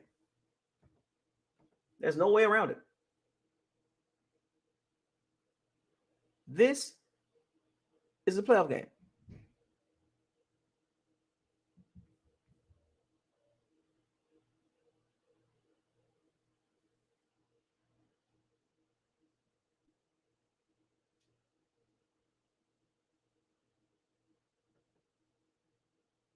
Every game, playoffs. Playoffs?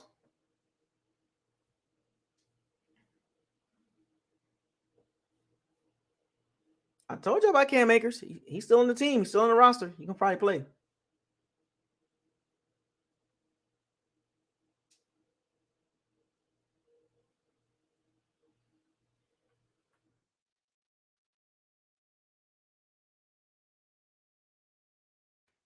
Anyway,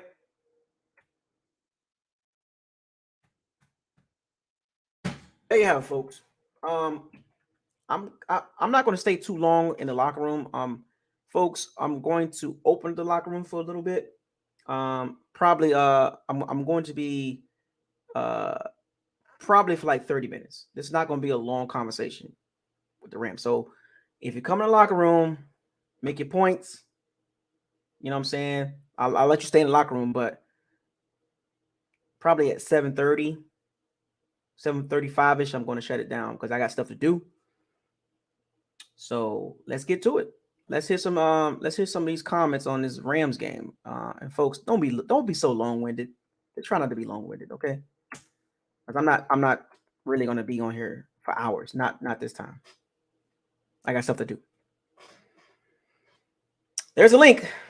Let's hear your thoughts on the Rams game. Give me your thoughts. Everything I pointed out, what I talked about. And also, while you're in the locker room, give me your prediction. I'll say mine. But give me your prediction. Click on the link. The locker room is wide open today. It's a good day today for me. So, but like I said, try to not be so long-winded. Give me your thoughts about the Rams. What do you want to see? What don't you want to see? What do you want to see? And give me your prediction. What you think is going to happen? And don't be afraid to pick the Bucs. Don't be afraid to pick the Bucs. Don't be afraid to pick against the Bucs. It's okay, folks. This is basically opinionated stuff. It's called predictions, right? We don't know what's going to happen.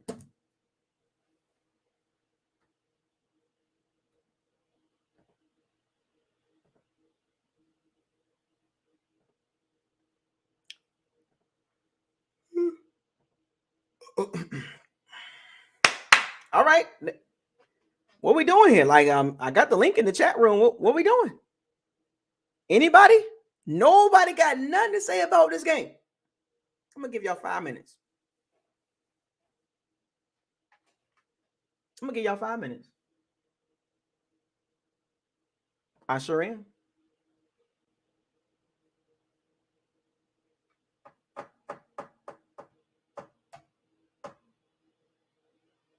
I'm going to give y'all 5 minutes. Y'all better tighten up.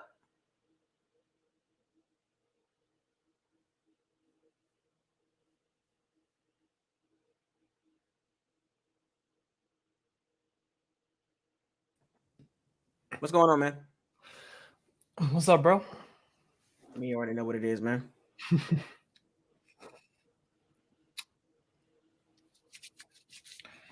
So damn, we got the Rams, playoff game basically, because that's what we in now. We in the playoffs for like what?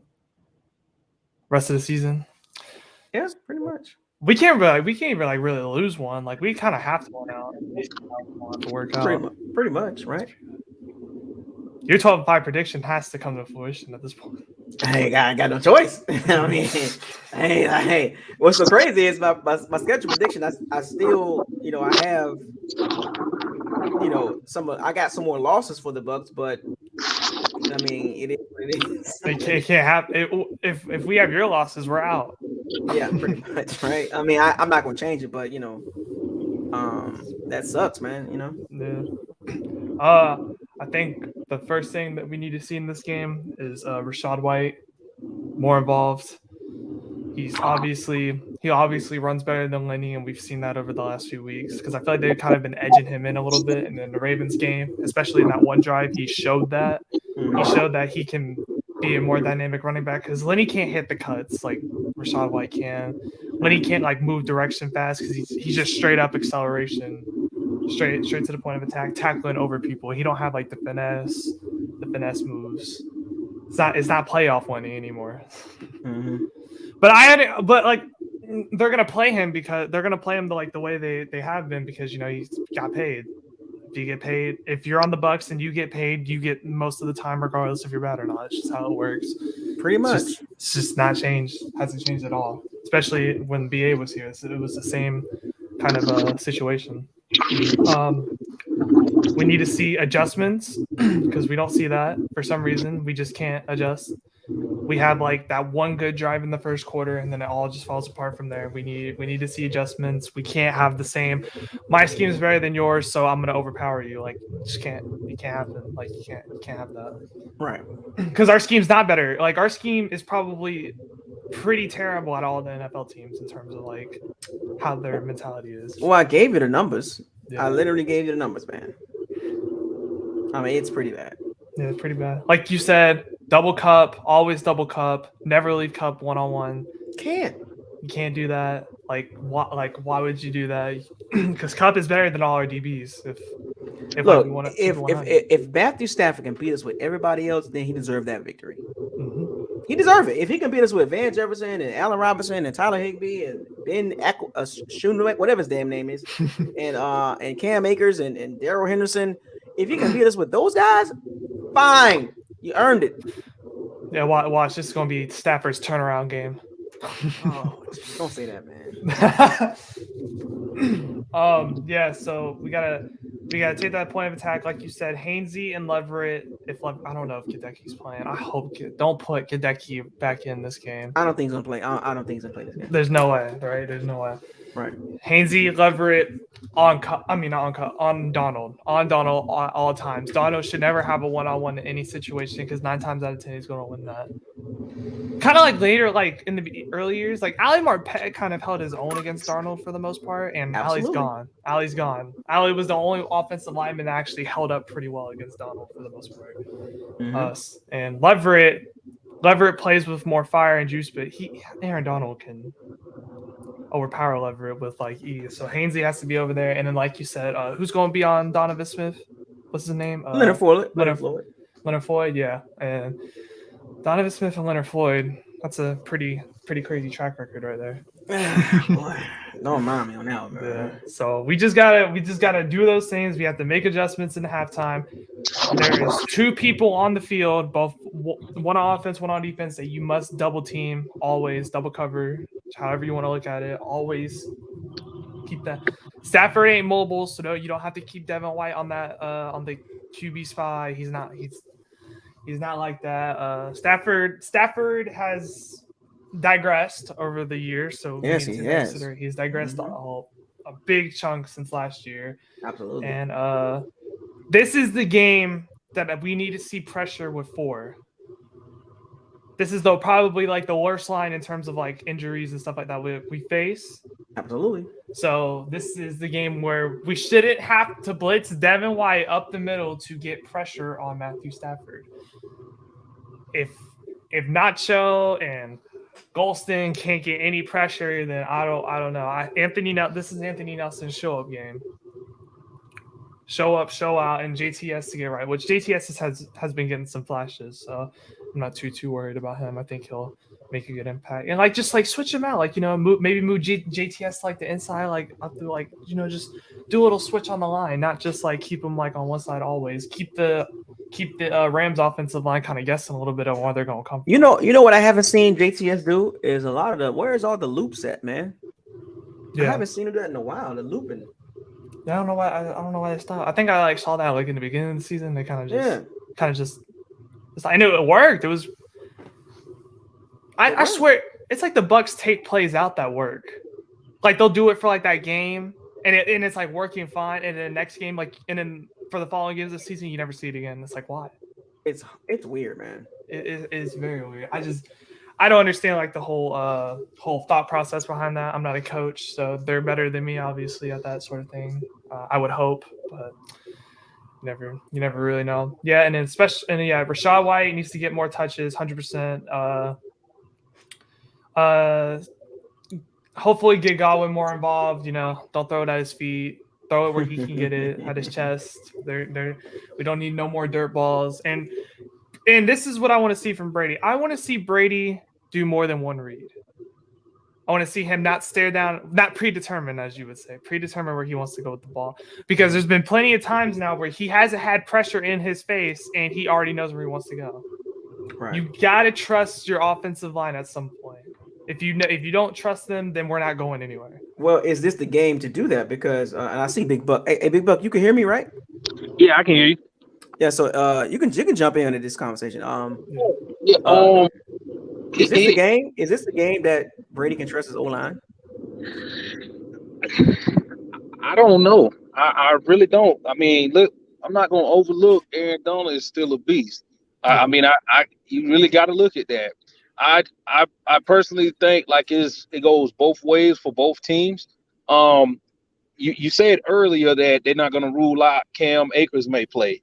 If he does play, don't let this be his bounce back game. I mean, I get that he played good against us last year and then he had those 2 fumbles, but don't let him or anybody on that team get their mojo back. If anybody's getting mojo back, it needs to be the Bucs. Mm-hmm. I just want to see a complete game in all 3 phases: offense, defense, and special teams. Like Brady, like it was saying earlier, don't come out already predetermined where you're going to throw the ball and there's no pressure in your face. Like if you can go through your progression, please do it. And for the love of God, I don't want to see no dirt balls. I mean, if it's not there, look to the, you can step up in the pocket and get 1 or 2 yards, old as you are, do that and just dive forward. I know he's not going to do that, but I mean, I don't want to see a bunch of balls going in the dirt because you predetermine and they're right there waiting on the ball or have someone in the vicinity of the area where you normally throw the ball. So, I mean, I just really think this is, I want to say this can be a bounce back game, but honestly, I think this is going to be an ugly game on both teams. I think it'll just come down to who doesn't turn the ball over and who has better special teams plays.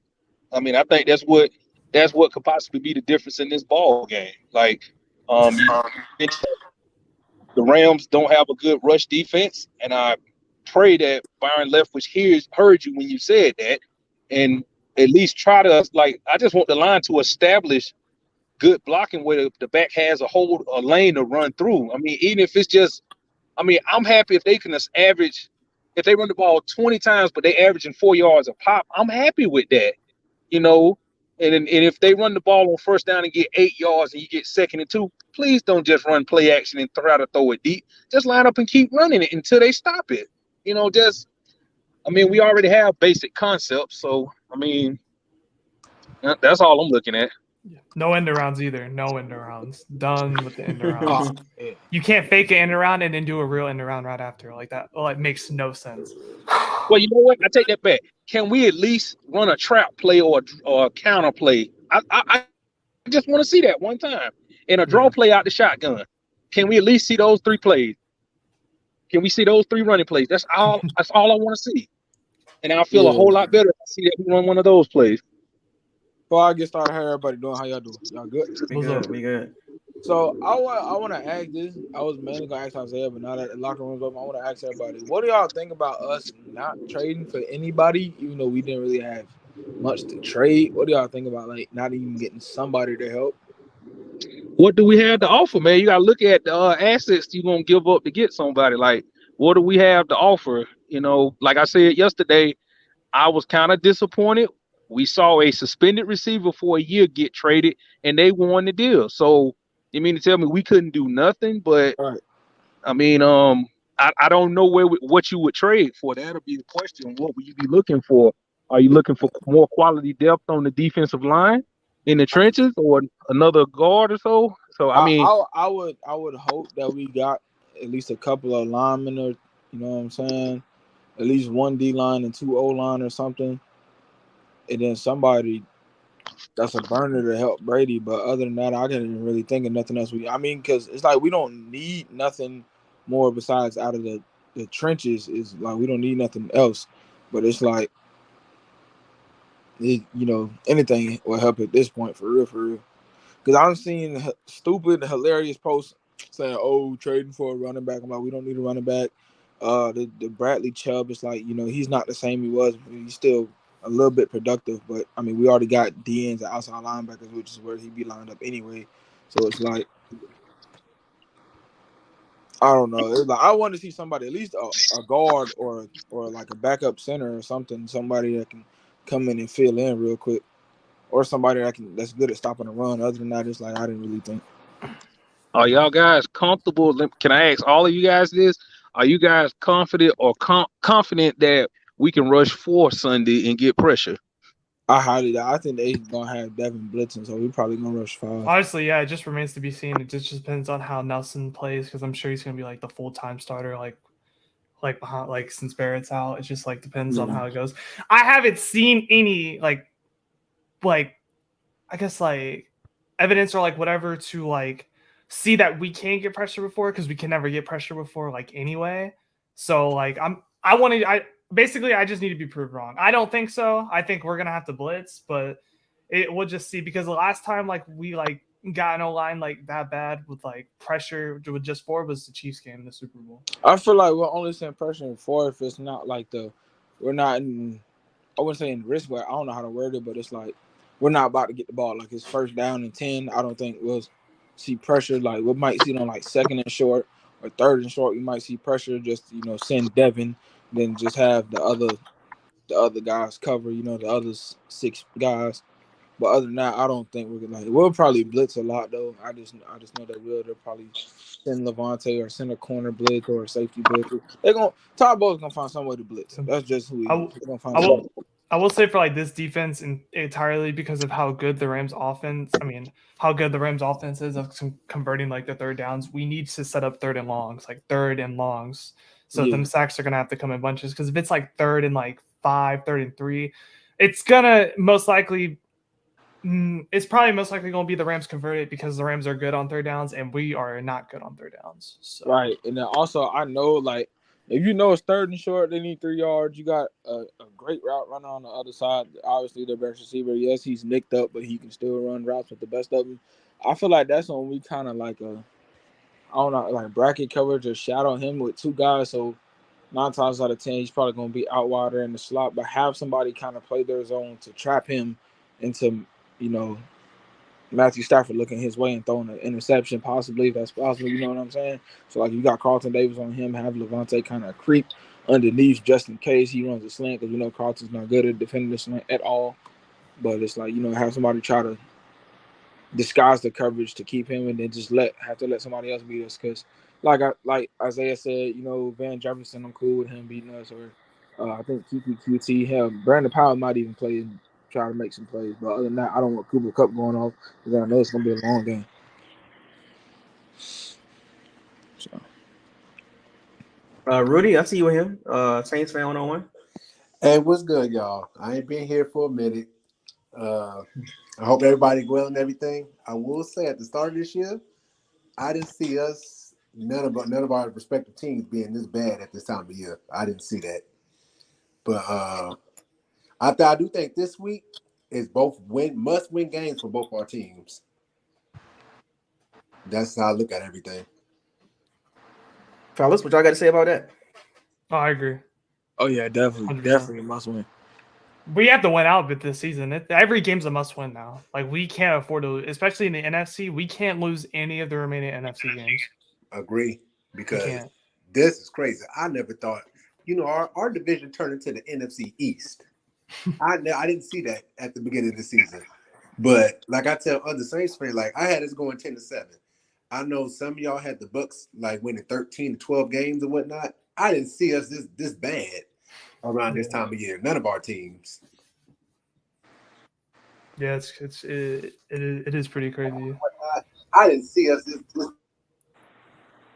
Like I said, I still think we got to win this.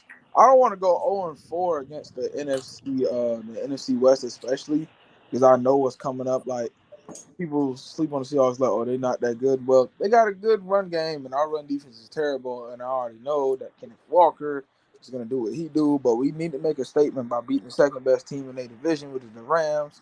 And then we got to play the Seahawks, so that'll kind of calm us down in terms of the offensive terms, because their offense is obviously not as good. And then we still got to play the 49ers, and I think we play the Cardinals too. So it's like I want to sweep these guys, and that'll put us at 7 wins automatically right there. Then the rest of the schedule is like, whatever. Is Shaq Bear still hurt? Oh, he's done. He's Yeah, done. Where you been at? Where you been at? He's What done. the hell? What? Yeah, no. He's not. He won't be here till next year. That boy Achilles is done, bro. What Oh, you? my bad. You My was sleeping bad. or something? My bad. Hey, my bad. Oh, that's right. You don't keep up with us. I get it. Hey, They got their own problems. You got your own problems. I get majority of my information when I tune into like y'all the only ones I listen to when it comes to Bucs news. So this is when I get the most updates when it comes to it. I highly appreciate that, though. I really appreciate that. I'll be putting other fans on. Like if you want to with good streams and whatnot, y'all the ones I recommend. Well, your channel the one I recommend to people. So don't y'all play the Rams too?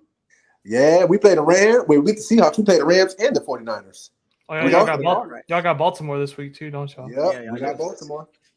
Oh, see. Wait, and we just signed their quarterback. Who? Well, their backup quarterback, Huntley. What? The Saints got him? Yep. What the? Oh yeah, y'all released one of y'all's QBs. Yep, and we signed him. Yeah. That was weird. Y'all signed him for this game only. Like, what is that about? Like, no, I think he's gonna be because a lot of teams wanted him, but I think I can't call it, but I think they're gonna try to. If Dalton goes bad, I don't think they're gonna go back to Winston. Mm-hmm. Is Jameis still recovering? No, he's healthy. He could play. Oh, he could play whenever. He can help. Yeah, like last game, he was healthy. Actually, he's not. From the reports that Dennis Allen said he's healthy. No. Go ahead. No. See, this is why you got to be careful with that stuff. Mm-hmm. So, Nick Underhill, your guy's reporter, he reported the patella tendon, whatever, in his ankle. That injury takes 8 to 12 weeks to heal. Yeah. Dennis Allen never mentioned that, but a Saints reporter did though. So this healthy thing, that's not true. He's healthy enough to be on the roster. He has yet to do a full practice, he's been to a lot of limited practice, right? So when he says healthy, yeah, he's on the roster as far as health wise, as far as the ability to practice, but to play a game, he's still like 2 or 3 weeks away. I'll tell you what, if Andy Dalton would have went down, Jameis would have came in. He would have had to, because they would have actually Taysom Hill. Actually, I think Taysom Hill would have been the quarterback. And remember, Jameis was the third quarterback. Emergency keyword. Emergency quarterback. Yeah. Not the second string. Emergency. When all in doubt, when everything's all messed up, ain't got no choice. He gotta play. But is he healthy? No. I also heard on top of that they found out about Jameis or some doctor diagnosed him through social media. Exactly. Isn't that crazy? Yeah, this is what I'm saying. People got to realize they got to do more research when they put stuff out there, because when he said healthy, he's lying. He's lying. Hey, but Dennis Allen don't know what's going on. That's the coach. He's weird. Hey, look, They know what's going on. They just don't want to tell the media. I ain't afraid to say it. Y'all taught me something new today. When our reports on our end, they said he was healthy enough to play. Even we was talking about it in our little groups and whatnot. Like, what's wrong with him? Why are we going with But I got you now. Because he said. See, what he said was. See, now I watch all the teams. I don't just watch. I watch my team mainly, but I pay attention to everybody, especially the NFC South. So, with the same situation, I live here, so I'm pretty close to a lot of stuff. I know people, whatever. Yeah. He's not 100% healthy. So when he says he's going with Dalton from a offensive standpoint, I get that part, but he was not being honest with the whole situation. That situation is weird. It's going to come out, but all I'm going to say is this. I'm not going to put too much out there. It's weird. It is a weird dynamic with this Jameis Winston healthy. Is he 100% healthy? Is he injured? But it's clear to see that this man still got an ankle injury, and he's still like 2 or 3 weeks away. So what do you mean? So what do you mean healthy? Like, bro, definitely not healthy. Like, what do you mean, pain, bro? He's in pain. Like, you can look at it. And, it's weird. It's like, why not tell the truth? But the story will come out at some point, because Nick Underhill, he brought it up, and then the doctor came up under his post and explained the injury. It takes 8 to 12 weeks. Gotcha. And they never mention that. If you go look at the Saints injury report and look at other teams' injury report, like the Rams, the Ravens, they list these guys on there, limited participation. And if you look at the situation with Winston, it's back and ankle. What do you mean ankle? What about the ankle? Nobody's talked about that. It's always been about the back injury. Nobody talked about the ankle injury until recently. Nick Underhill, a Saints reporter, found out about the other injury.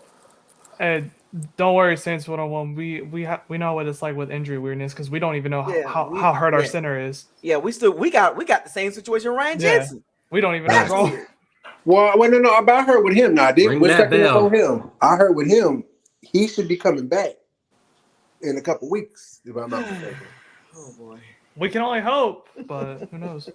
Now, I do want to piggyback a little bit here back to the Bucs, real quick. I think we should have made a move to get Elijah Moore from the Jets. I think maybe giving up what's the number 17? What's his name? I guess we can stick with number 17. Give him up. We're talking about games. Yeah. You think the Jets will want that contract? We can stick with number 17. And so we should have gave up maybe like a third round, possibly second round, but I think he would be worth it enough for Tom Brady. Personal opinion, I think it would have been a great move. We should have been aggressive about it because obviously, the turmoil with Elijah Moore and the Jets organization, it's just not there. So especially with Zach Wilson, just not there. So I think we should have been aggressive and would have got something. Oh, I haven't heard that. Is Elijah Moore not happy with the Jets? Like, this is my first time hearing something about this. And it's been like that the whole year. Zach Wilson just don't throw him the damn ball.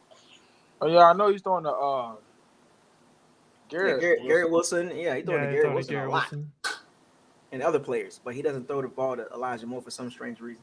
I will say though, the Jets are a dark horse. He's better. Team, he got my name, so you know he's good.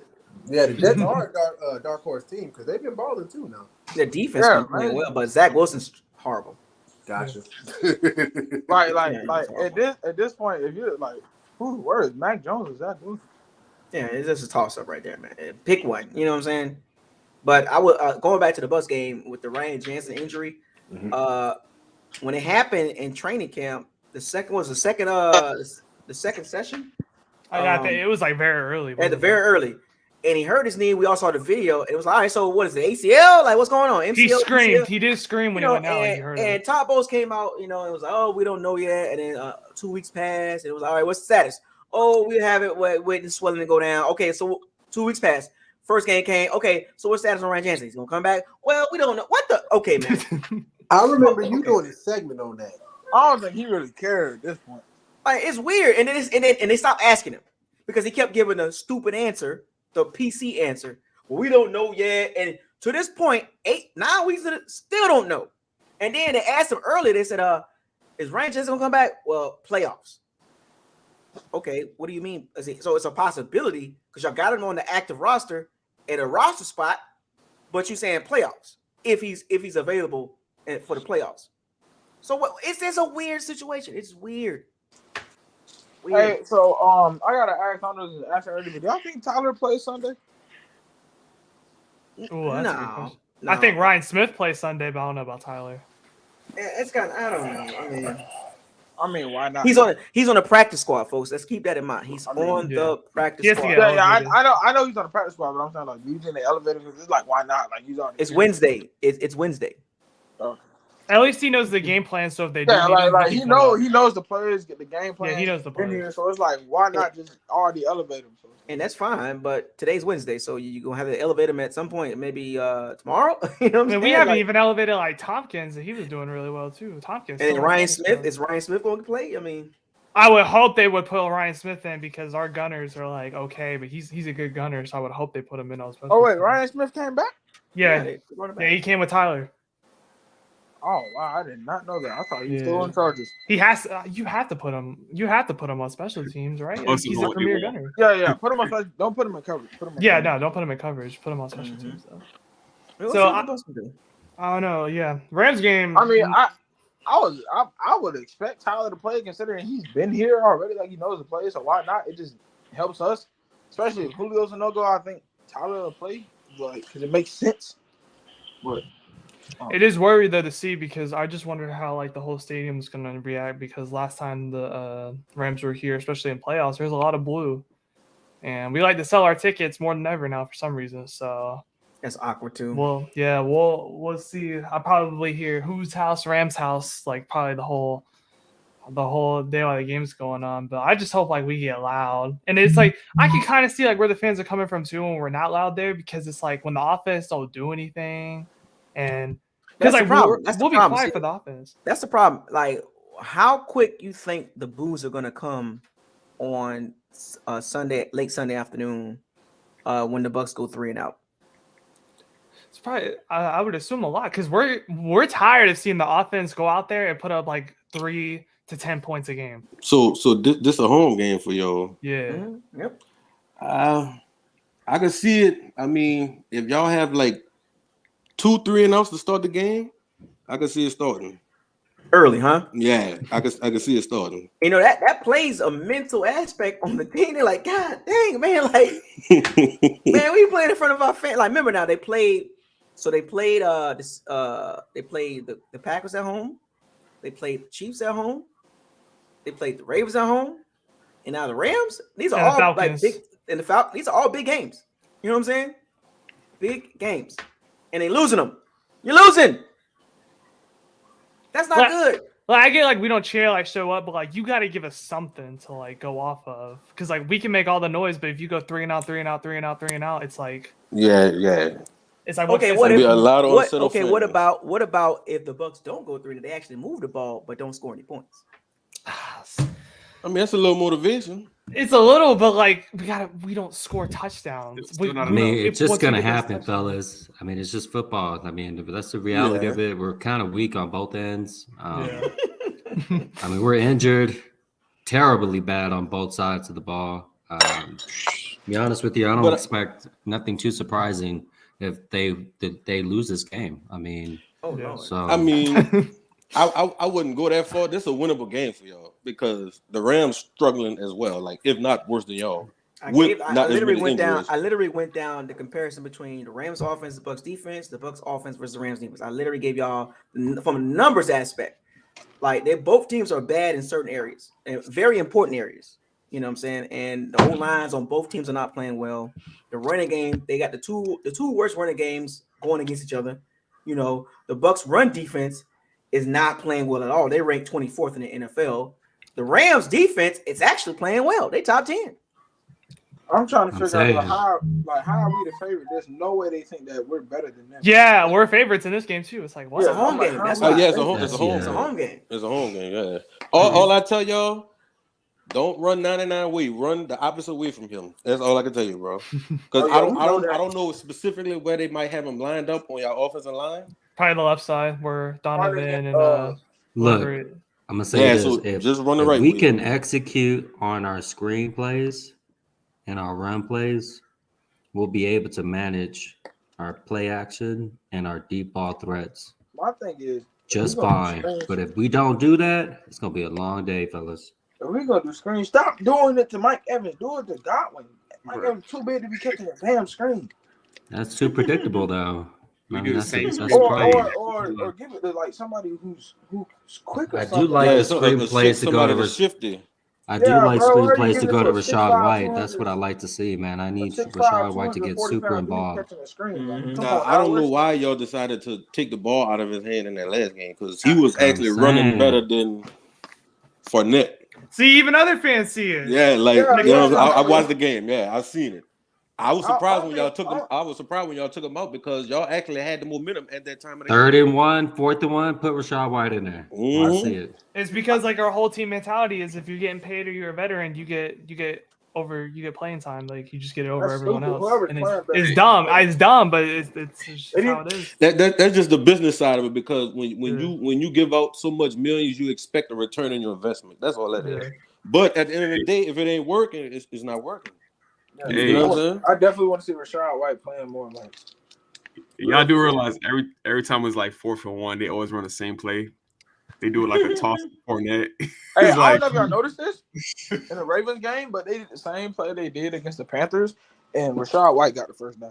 Fournette didn't. I'm just saying that's just me. They did the same play think it was 31, and White got the first down. I'm just saying. Fournette is more of a downhill runner. He's not like a, you know what I'm saying? Like, but no, edge guy. But the reason I said that is because why didn't you just use White in the Panthers game if you're gonna do the same play? Why didn't? This is what I don't understand. They could use Rashad for like the first 3 quarters of the game, let him like rest a little bit, and then put Lenny in, and then that's like fresh. Because no defense that's tired is gonna want to go try to tackle Leonard Fournette. I mean, or maybe y'all didn't really have a game plan for him. Y'all just threw him in there just to see what he could do. Now, y'all might have something for him this week because he gave y'all some juice last week. So you might have a little game plan for him this week. I mean, he already give juice. We've seen like the boy can scoop. He can scoop. I just want to see him hit that one home run ball. You know what I'm saying? But it's like, yeah, he's got to get that big yardage run. On his first we carry, have something promising with him. On his first carry, I'm like, dang, Leonard running until I seen the number. I'm like, hold on, dang, Leonard for that right there. You know, like we know when Rashad gets like 7-8 yards, Bucs fans get excited. We like, oh yeah, I like this. I ain't seen a guy like this. But when Leonard gets 7-8 yards, like, you know, like you're supposed to do that. He's a patient runner. So it's like that expectation. That's why we expect more. And like Lenny, bro, you like 240, bro. You supposed to do that. Rashad get it. He'll catch a pass, do a couple toe taps. And Rashad got a pass blocking too. But y'all know what y'all really missing this year? Someone to a deep threat. Like, not really a deep threat. Someone that can control the middle of the field. Nah, we're missing screenplays, elite speed. And somebody that's shifted because Brady always had Amendola or what the other guy name is? Wes Welker. You know, he always had somebody like that. Yeah, well, I mean, if we're being completely honest, if we would have traded for Elijah Moore, it would have been a perfect fit. Yeah, if we're being like completely honest, like we're missing AB. Like you can't even lie. Like we miss AB. We miss on the field AB. That's what we're missing. Hey, but regardless of what people say about AB, that boy is a beast. Yeah, he was one of the best wide ever. Oh yeah, wide receivers ever. He was the best receiver on the team when he was best receiver on the team. Yeah, like you can't take that away from him. We don't got that guy that can take. But he wasn't dependable. I mean, I want to give him all the flowers, but my thing is like we don't even need a burner because if you look at it, Edelman, Amendola, all them guys are not fast. They're not. No, that's not the point of being fast. It's called quick twitchy muscles. Yeah, that's what I'm saying. They're not fast. They're quick. We need a quick guy. We don't have that. Like someone in the slot. Like they were always damn open. That's what Gage. That's what Gage was supposed to be. And look what happened. About Russell Fade. That's what we heard in training camp. That's what he was supposed to be. Nah, he's number 17. Let's not forget. Yeah, number 17. Like he was unguardable. No one could guard him in practice. He was this. He was that. He was like worth this 30. He was worth this $30 million that we paying him. And then, but let's be honest, we never. What was the last time we drafted deep threat? Since Joey Galloway. Drafted? No, not drafted, but like, as far as like having a deep threat in regards. Deep threat? I mean, Mike Evans. Yeah, I mean, y'all got deep threats. Chris Godwin, y'all got him. Yeah, y'all got like him. They're like a speedy burner one, like just off the top. Yeah, just to take. We don't have that. We don't have that separation receiver. We never had that. I brought this up. I brought this up years ago, or maybe 2 years ago, even last year. The Bucs receiving core, as far as separation, is like not good, folks. I like you shouldn't be surprised with the problems with separation. Mike Evans was like 74th. Chris Godwin was like 52nd. Like this is not new. The Bucs never had a guy that can separate. That's why I said y'all need someone to command the middle of the field to open up those passing lanes to the outside. You see what I'm saying? Remember when Gronk was there? Everything was open up for y'all. Everything. We need a Renfro. Something like that, yeah. Somebody that's not afraid to go over the middle and find the soft spots in the zones. Because Brady like to throw inside the numbers compared to outside the numbers. Which he can throw outside the numbers. He just don't like to throw. Yeah. I mean, I'm saying I wish. That's what I'm saying. I wish we would elevate Tompkins and see what he could do. Remember what I told you about the tight? Remember what I told you about the tight end situation? Look, K. Dotton, rookie. We got Kyle Rudolph and K. Dotton and Cole Kef and Cam Braid. I think he's coming back this week, right? Yeah. Neck injury, but that's not scaring anybody. No. They're not scaring anybody in the middle of the field. But you know what? I will say though, because there was a couple passes Tom Brady could have actually gave like Kyle Rudolph for a touchdown. And that's fine. But it was actually Tom Brady's fault. I'm like, damn. This is not the modern day NFL tight end. As far as what the Bucs have, the Bucs don't have the modern NFL tight end right now. They don't have that. They don't have that. I almost want to blame Brady for that. That's the problem. I mean, I'll be the first to admit I'll be the first to want to blame his ass. Excuse my language, but I'll be the first to admit when I heard about y'all signing Kyle Rudolph, I knew he was up in the edge, but I'm like, all right, a veteran tight end. He's not Grunt, but he's somebody that could be somewhat of a safety blanket for Brady. But I mean, he looked like he don't play. He don't play. Yeah, he washed, man. He washed. Yeah. He washed, man. There's no way around that. So I could see where they was going with him. It just didn't work out, And they don't want to admit it though. Right? They don't want to admit it. They don't want to admit it. And then my thing is like, I see all these players. I seen TJ Hawkinson go to the Vikings. I'm like, what, bro? Right. TJ went to the Vikings. Like we could have. They didn't give up nothing for real. But you got to understand why that. But I talked about this yesterday. You got to understand. I wasn't here. The Bucs. You got to understand why the Bucs did not do that. They got to sign him next year. The draft capital and the salary cap next year. Mm-hmm. They didn't want to have nobody for 9 games and then try to sign them again in the offseason when they got salary cap issues. So I understand why they did not go for a trade. Their moves were the moves made in the offseason. And it didn't help this year with the free agency, $20 million guaranteed for Gage, like overpaying. Like it didn't pan out. This year's free agent class didn't pan out. Yeah, it did. I said this before. Jason Light is just not the kind of guy that would trade. I mean, for a draft capital. Yeah, whenever we ever really traded before the deadline, like with Jason here. I mean, we did small trades. Don't get me wrong, but like a big trade, a blockbuster trade. Like nothing like shit, nothing crazy like Bradley Chubb. I wish he had the. I don't think he really did that at all throughout his tenure. So I don't think so. He do it in the draft. He'll trade in the draft, but not like he won't. Mid-season trade. Yeah, nah, you won't see. He did it with JPP in the free agency, but he won't do it with like. I think he wants guys that's like, okay, you start the season with us, you're gonna end it with us. You know what I'm saying? Like, Jason Light is a GM. He's very conservative. Really hot. He's conservative. And as far as his moves, is really, really good or really, really bad. Yeah, there's no in between. There's no in between. Like, oh, that was okay. It's like, dude, that's horrible. It's either bust or it's a win. And you can't. And he was a 2020 season away from being out of here. Mm-hmm. Let's be real. I don't know. He was going to be out of here. If we didn't get Brady and now had another bad season, you out of here. Didn't y'all have another tight end? All right, y'all had the Super Bowl year. Y'all had Gronk, OJ Howard. I see how that turned out, right? It was another tight end. Cameron Brate. Yeah. Where he at?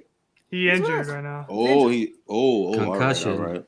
But he hasn't really. But he's gotten worse every year. Yeah, it's not like he's like. This is his last year too, by the way. So yeah, I think it has to be his last year. Remember, like when Gronk was playing, the Bucs had $19.5 million tied up in the tight end room. $19 million. We're gonna have to give up for Cam Brate. Yes, he out of here. We got the oldest roster in the NFL. Got to get younger. We want to rebuild. Get younger. Got to get younger. It's just plain and simple. Golston, Nacho, Brate, Levante in question. Y'all still got Golston? Yes. Wow, I didn't know that. I thought that ball was gone. That's crazy. Golston's been here so long. He used to play Robert Ayers Jr. for a while. Remember we had Robert Ayers Jr. Golston was still there too. Yep, that's what's crazy. Man, that's surprising. I thought he did retired or something. Like and he's been like Golston is like he's a hard-nosed guy. Like for this game right here, right? The Rams O-line is beat up, right? And you would think that this game that the Bucs D-line should just go off, but it just doesn't seem like that, right? It's like I don't see them going off on the Rams O-line because we haven't seen them go off like on their own. Yeah, you can make a case like these backups for like the Rams. They're not scared of the line that they're about to face. No, like, no one's scared of Nacho and all them. Like Sean McVay got them boys like, look, this is what we're gonna do. We're gonna scheme this, folks. We're gonna scheme this, and we get fooled, man. Like every time. I mean, y'all bamboozle crazy, bro. Have y'all really been watching the Rams games? Yeah. Like, yeah, the O line is terrible. Yeah, this is terrible. Matt got no time. Matt has no time. Yes, like wow, like you would expect them first off a Super Bowl, they will show some type of fight. It just ain't happening this year. He's been sacked 24 times. He's been sacked 24 times. That shows you also how important Andrew Whitworth was too. Oh yeah, top left tackle. He's been sacked 24 times. He's 7 touchdowns, 8 interceptions. I mean, we ain't really got the power to get through him, so. Yeah. So I'm going to be watching, and Vita Vea better do something, man. I swear to God. Hashtag trenches matter. So that's one of my favorite hashtags because we see this week in and week out on both sides of the ball. Mm-hmm. When you don't have that set, it don't matter who the quarterback is. You're not gonna look good. And one thing I wanted to say when Bucko, you was doing the all 22, I think when y'all played the Panthers, all right, and you was pointing out Devin White. What I noticed, now I don't know if y'all noticed this, but Devin White and Levante David, at the moment of the snap, you can see the savvy veteran versus the somewhat how long White been with y'all? 5 years, right? 5 years? Well, yeah, about to be 5. Yeah, you can see, like I noticed that when the ball snaps, like David is letting the play out, like he's letting the play form before he attacks. Devin White, on the other hand, he looked like he's trying to attack, like he's trying to blow the play up, which catch him out of position a lot of times. So that could be fixed. That's more fundamental, but that's just something I took away from it. I don't know if nobody else noticed it. No, well, see, the thing about Devin White, athleticism is off the charts. He too antsy. He just don't have the football IQ, the football instinct, to read his keys. Right. If a guard on the backside pulls, why is your first step the opposite way? Exactly. He letting his eyes deceive him. You gotta let the play out for out of position every time. The Ravens game was even worse. Yeah, and that one play at the goal line, whenever the tight end fullback started running, he ran with them and then ran all the way back to the left. And that running who back are we talking about? Devin White. Devin White. Not only him, but Keanu O'Neal. Oh my goodness! Oh yeah, he can't tackle. Oh yes, oh yeah. They both like on the same style, like they head first and react after. You know what I'm saying? I've noticed that. Yeah, like his hands down before he can even jump. Like, what are you doing? Yeah, I mean, I've been noticing that about Keanu O'Neal when he was with Atlanta. You know what I'm saying? All the years of watching him. And Atlanta got tired of him. Atlanta was like, man, Atlanta's like, go to Dallas. We're done with you. Yeah, then he went to Dallas. Yep. Right, and Dallas was like, "Well, put your Woodrow coming back? I don't even know. What's the status?" Yeah, that's so he's questionable. Today. He's questionable. They're going so of course on Friday. That's gonna help us right there, man. Jeez. They're gonna get that boy out. Protocol. Yeah, they're gonna protocol test him. See, and here's the thing about it with the Bucs, right? This is why depth does matter, but sometimes guys are out of their they too far out of their box, right? So it's like Keanu O'Neal is playing snaps that he should not be playing. Delaney is playing snaps that he shouldn't be playing. You know what I'm saying? So it happens. They playing out of their comfort zone. You know, Keanu O'Neal is not. I mean, come on, man. The Falcons gave up on him. You know what I'm saying? And they drafted better safety now. You know what I'm saying? So Richie Grant, UCF, better safety, better tackler, better like Keanu O'Neal has a ceiling. He reached the ceiling already. He's not getting any better. He's still missing tackles. Man, worse. I think it's the worst tackler in our squad besides Devin White right now. That's why part of me wanted to. And the one thing I need from Devin White is just I don't even know if his ability is destroying him, but I think more so like his decision making. That's his IQ is just not there. Like he needs to pick the right holes, the right gap, because he's getting bamboozled too, going for like a run that's clearly going to the opposite way. He just needs to get he need to be patient. And just wait for that ball. That's it, really. Yeah, he relied too much on his ability. Yeah, that's bull. You know what I'm saying? To make it worse is how you used to play running back and don't know what hole to go through. He be getting bamboozled, man. He need to hit those tapes and just that reminded me too, talking about Keanu, because I knew we couldn't play Jordan Whitehead, but I wanted to keep Jordan Whitehead just because he could tackle. Like he was one of the few people on this team. Well, also what makes you a good player too, is having the ability, after like, your first year you get a pass. You're rookie, you're trying to learn things. Second year you kind of should be halfway, and in your third year your film study skills, which is actually a skill, being able to watch film. Shout out to Josh Woodard too. Being able to film study and being able to read the offense that you're going against. I think that's what he's lacking in that area too. Yeah. In my opinion. I don't think his film study is great. I don't know if like us fans or like the media's getting to him, but like you said, I know you heard that like he didn't want to answer questions today. He said, "I'm good." He didn't. Yeah, he's because he know he messed up. Mm-hmm. He did. Y'all didn't see this, but like I said, I work at a stadium before, but it was the Ravens game Levante was in this man's ear heavy, bro. Like he was like Denver. Like you could Denver hear him yelling at him, bro. Like he was going crazy on Devin. Bulls Devin yelling at him up there too. with That's right. He work at the stadium. But So yeah, you I mean, there. yeah, you saw that on TV. But what you didn't see, like Levante was like he was cussing him out like that was his son, bro. He was Really? like he was yelling like that was his son, and then Devin just sitting on the bench like, I hear you, man. Like he's sitting there with a. So crazy where were face. you? Where were you at? Where were you behind the I was bench? behind the Bucs players. Oh. Oh yeah, you got a good insight then. Oh, you heard all. You heard all that. I'm like, bro, Levante. Because Levante, Devin White has taken control of Levante's position, so the responsibility for Devin White is much bigger. And Levante has been trying to coach him to read his keys, and Levante spends more time being reactive versus proactive. Right. That's his why. issue. Right. That's why he won't get paid the top dollars. But I think it's like we know Devin can't cover, so we gotta send him. I think Levante likes actually stopping the run more than he likes trying to cover. So I think like if Devin can get his covering skills down, we can send Levante on those packages and stuff him in the box because he's obviously the better tackler, best tackler on the team by far. It's not even a question. It's sad though because we've seen this for the last 2 years. Levante David has lost a step or two. Yeah, well, injuries But that's too. because he has to play a style that he's not used to playing. Exactly. He's not used to covering. He's And used to also, getting in the he's hole and older stopping the too. run. So Yeah, he's old. He's 32 years old. It comes with the territory. Yeah. But do y'all also feel like Levante is built to play an inside linebacker in a 34 scheme? That's not his strength. no, He's more. no. I mean, absolutely not. Mm-mm. So That was that's all why I Devin feel like White, and we need Devin- young I don't even legs to think be Devin- able to run left and right for that. That's why. You think he's a 4-3 middle? I don't think No. Weak side. He's weak. He's an Yeah. outside linebacker. I don't even He think always been Devin is. outside. I don't even think Devin is equipped to play in the middle in a 34. Like like you said, his athleticism covers up a lot. But I mean, like Bucko said, his football IQ is just not where it should be to be a 5th pick overall.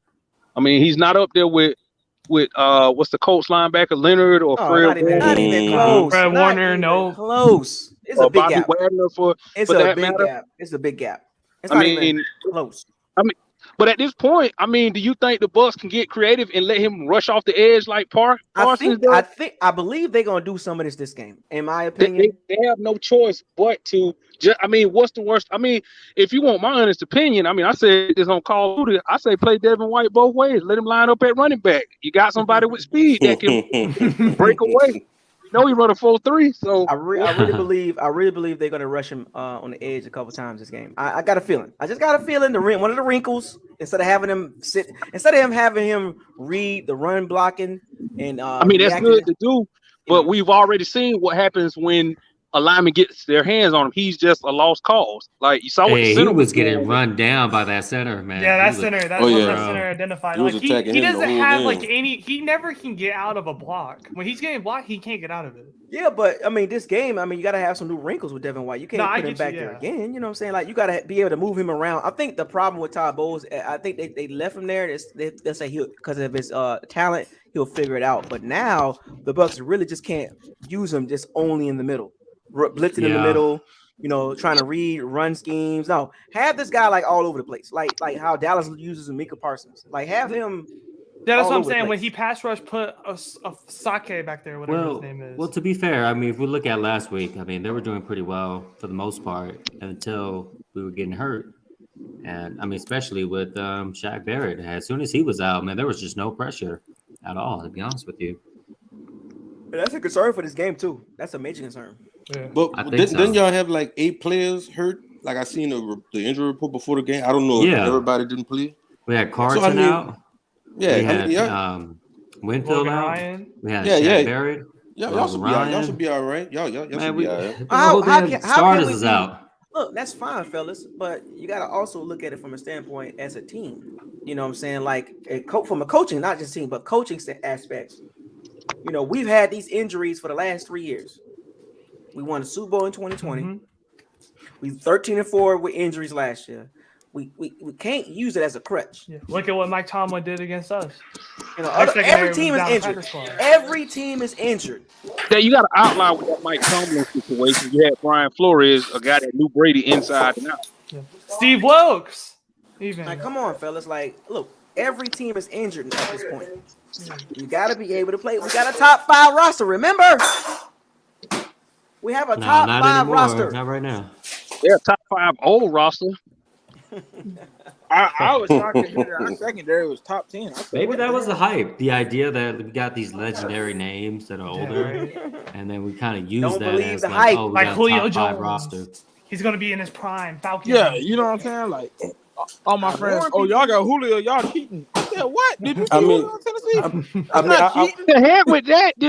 Julio ain't been Julio since 2017. Julio didn't pack his hamstring when he. I hope y'all didn't believe in that hype. Oh, y'all, I really hope y'all didn't believe in that hype. No, we're not. We're not doing anything. I didn't believe in that. I thought honestly, Julio from a player's should have took that perspective, it's unfortunate from a player's perspective. I know Julio wants to play. I mean, if he was healthy. It's just, are we? That's the thing. Like he landed on his knee, and that just kind of ruined it. Oh. I mean, well, what was the thing with Julio? We were just debating whether we at least get 10 games out of him, and if he'll play 30 snaps a game. He landed on his knee, that big deep. How much did we pay to Julio in the Cowboys game? Really, just Julio still getting paid from Atlanta, so it's what $6 million contract, but Julio $6 million this year. Well, he counts 1.5 against the cap this year. Oh, okay. But it was worth $6 million. But I know he's still getting paid from Atlanta with that contract he originally signed. Like, because matter of fact, Atlanta is still paying Matt Ryan and Julio, but they come off the books after this year. I think the Titans still paying Julio too, right? Man, we should sign Julio for vet minimum.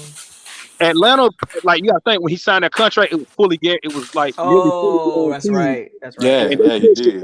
They kept moving money back, so they finally took the cap hit last year and this year. But the thing about it, both him and Matt Ryan's contract come off their books after this year, and that's why I was just like, damn, they sitting at 500, and then they're gonna have a shit ton of cap space the next year. And I'm just like, okay, I hope we're smart next season. Make the tough decisions and make a youth movement. I mean, I don't want to get ahead of myself, but that's what difficult decisions gonna have to be made in the offseason. It comes to the territory. It comes to the territory. It is but what it is. I gotta ask you guys this. Back to Will Golston, will they play Hall over him? Or at least? Yeah, why not? He's got way better engine. Yeah, if you want to play Hall in any game, you'll play him in this game. That's what I would think. But don't forget about it. Don't forget about Hakeem Hicks is playing. Yeah. Oh, he's healthy now? Yeah. He should be playing. Yeah, he should be playing this week. But did you know? Why am I not surprised? But did you guys know Golston and Levante are left over from the Shiano era? I forgot all about that. Yeah. Yeah, them boys been forever. Levante David as well, right? I think those are the longest tenured players. Yeah, Levante is the longest tenured player. He's like 10 years. By a year. Yeah. I think Levante and Evans are the longest players. No, Levante is the longest tenured book. No, then like then Mike is Mike and there you go. Golston's been here longer than Mike has. Oh yeah. Anyways, I thought Golston 13 and Mike Evans 14. Yeah, no, I thought Golston left and came back. That's what I said. No. So, anyways, fellas, yeah. I need y'all predictions. I'm gonna read the super chat. Josh Woodard with a $10 super chat. Shout out to Josh Woodard. Devin Hype is his new name until further notice. Devin Hype. Man, I hope this is his redemption game. I'm hoping this is redemption game. I hope he play good, man. I hope what Warren Sapp said got to him. Right. What did Sapp say? Oh, Sapp said he should have the C taken off his chest. Wow. Caught him up. So what? Devin White? Yeah. Well, I mean, you don't earn it right now.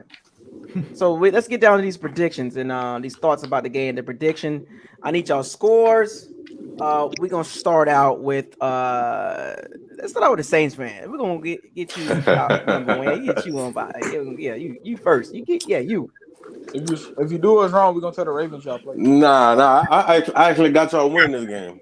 I got y'all winning this game. I'm gonna see. let's see, 23-17.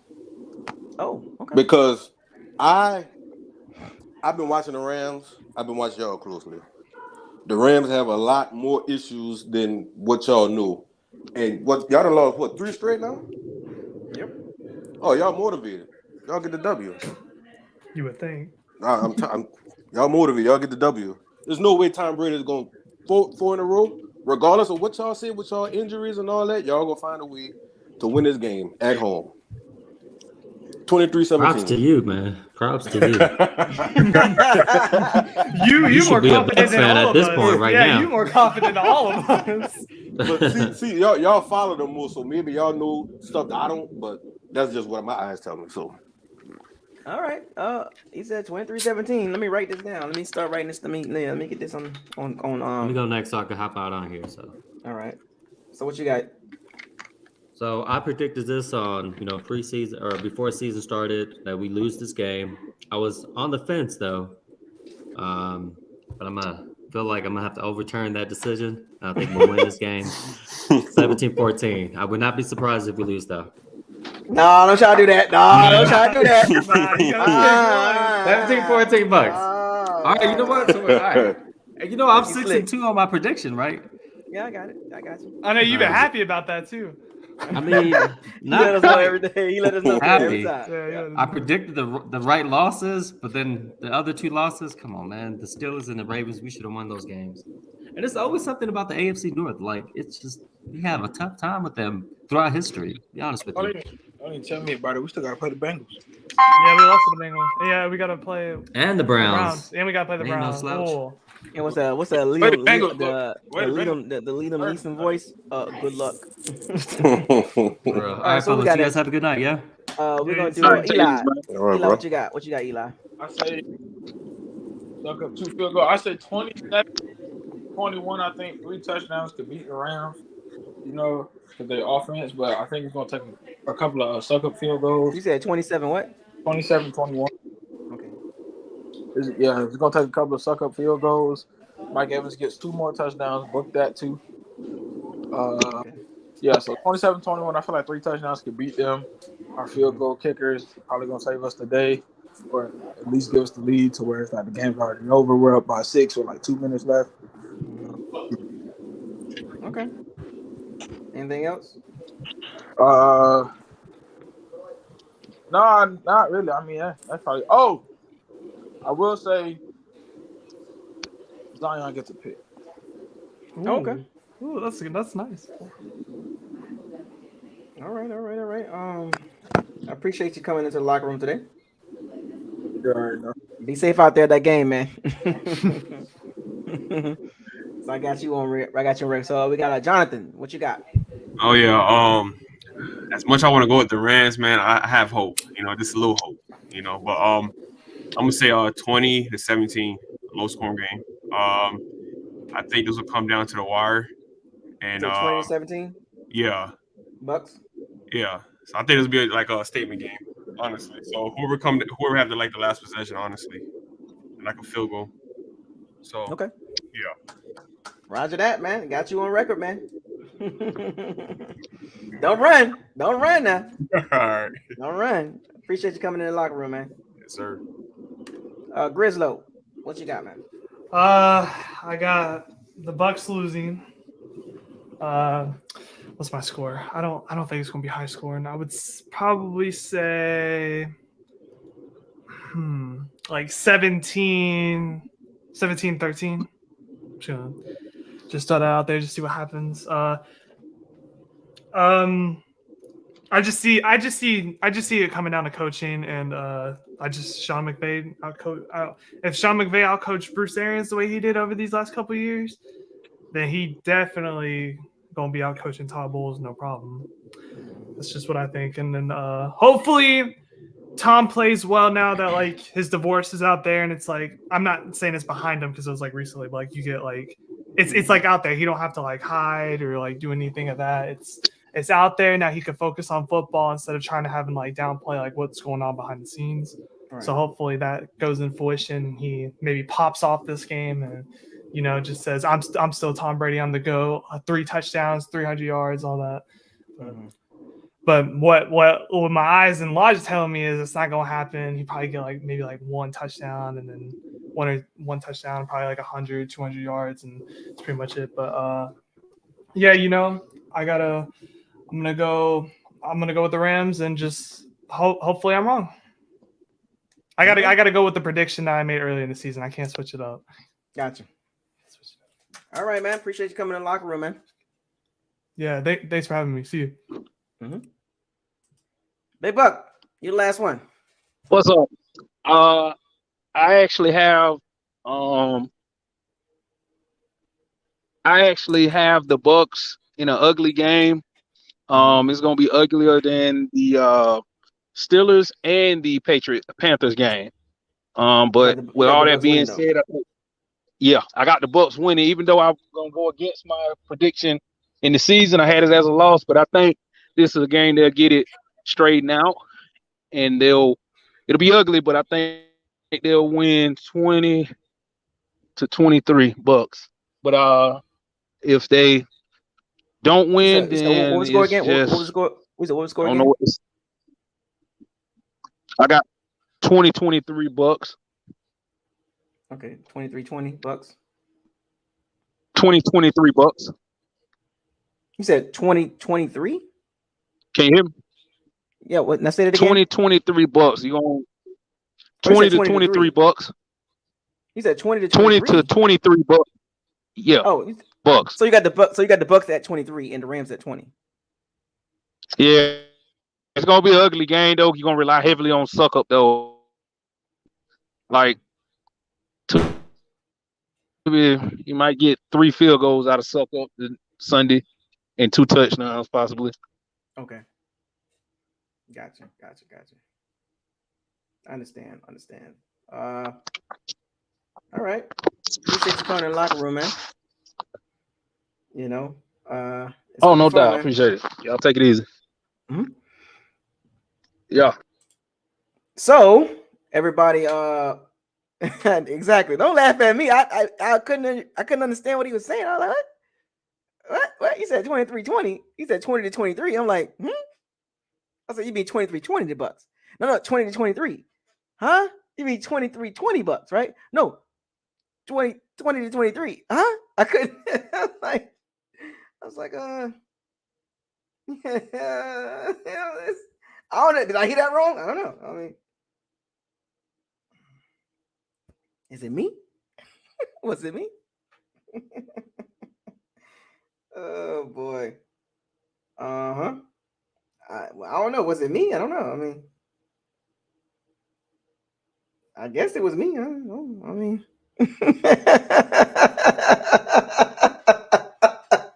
I was like, what?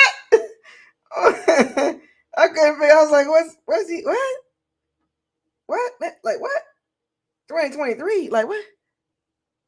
20-23. That was weird, man. I was like, huh? That didn't sound right to me. I was just saying. I mean, all right. So, my prediction. I want y'all to hear my prediction. I made this the schedule prediction before the season starts. So I want y'all to hear what I said about this game. I give the edge to the Ravens coaching. So I had the Ravens winning last week. It's not gonna be a high scoring game. Listen, healthy Ravens team, healthy Bucs team comes out the coaching. John Harbaugh, he's done it. Like I said, Todd Bowles is not a bad. We don't know, but in those games, coaching. Bucs 5-3. Week 8. Week 9. Rams at Raymond James Stadium.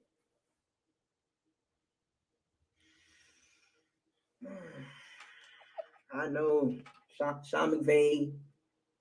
He got Todd Bowles' number. Got his defense down pat. I got the Bucs at 5-3.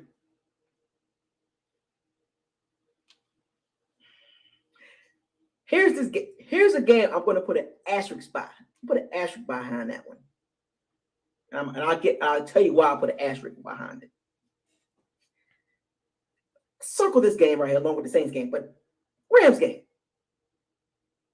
We 5-3 going into this game, according to my outlook.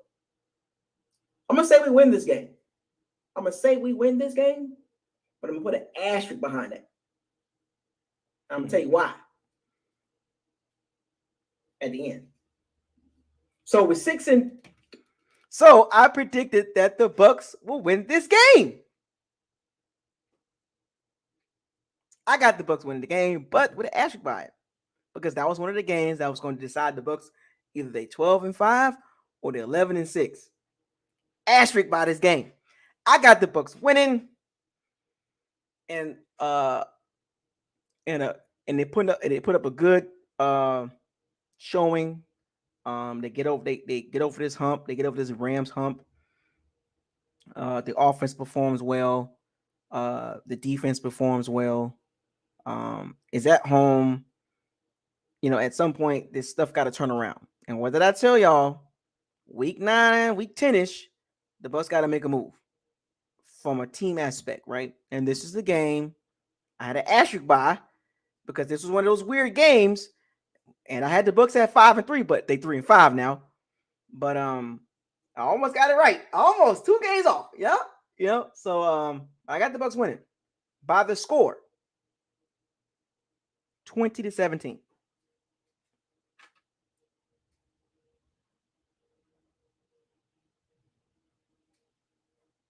Actually, you know what? No. I think the offense is going to do a little bit better than that.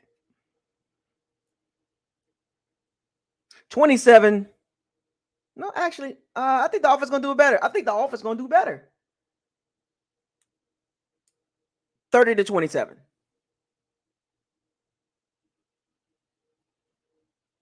I think the Bucs offense is going to do better. I think the Bucs offense going these 10 days off. They put some wrinkles in there. I know the Rams defense is tough, but I think the Bucs going to put up 30. And the Rams going to put up some points. But I think we're not done. I think we're not done.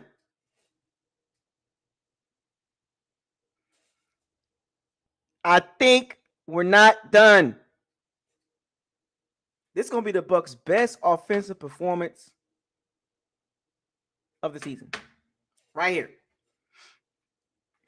here. And remember now, at first I had it 20-17. Then I kept thinking about it. Then I said, I kept thinking. I was like, this is the game that the Bucs going to show out. This is the game that the offense is going to look complete. This is going to be the best offensive game of the season. And they're going to put up 30 points. And they're going to hold on to the victory. 30-27. It's a bit high. I know it's a reach. I gotta have some confidence, man. It's week 9. It's time. Exit wound from deep. Dang time. Bars. Get this PG an exit wound from deep. Game time. That's bars. Shout out to JC. Week 9. It's time to put up or shut up. Put up or shut up. Put the football on the field. Put the football in the end zone. Score some points. Play some good sound defense. And those 27 points the Rams get, garbage points. The Bucs are going to be up in the fourth quarter. The Rams are going to put up a couple of scores and to make it close. But I believe the Bucs are going to win this game. And the offense is going to look good. And we said this earlier, the playoffs start Sunday. We get some guys coming back healthy. Hakeem Hicks, Carlton Davis. Murphy Bunn might come back. Cameron Brate. Winfield Jr.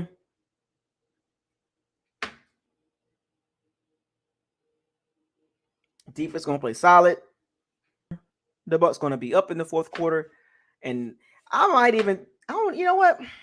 A part of me don't want to say, I don't even want to give the Rams 27 points. You know what I'm saying? I think this is going to be a complete game. I don't even want to give the Rams 27 points, to be honest with you.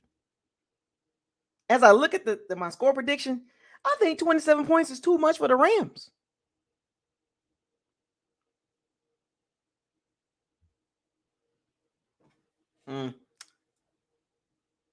The Rams are struggling too much.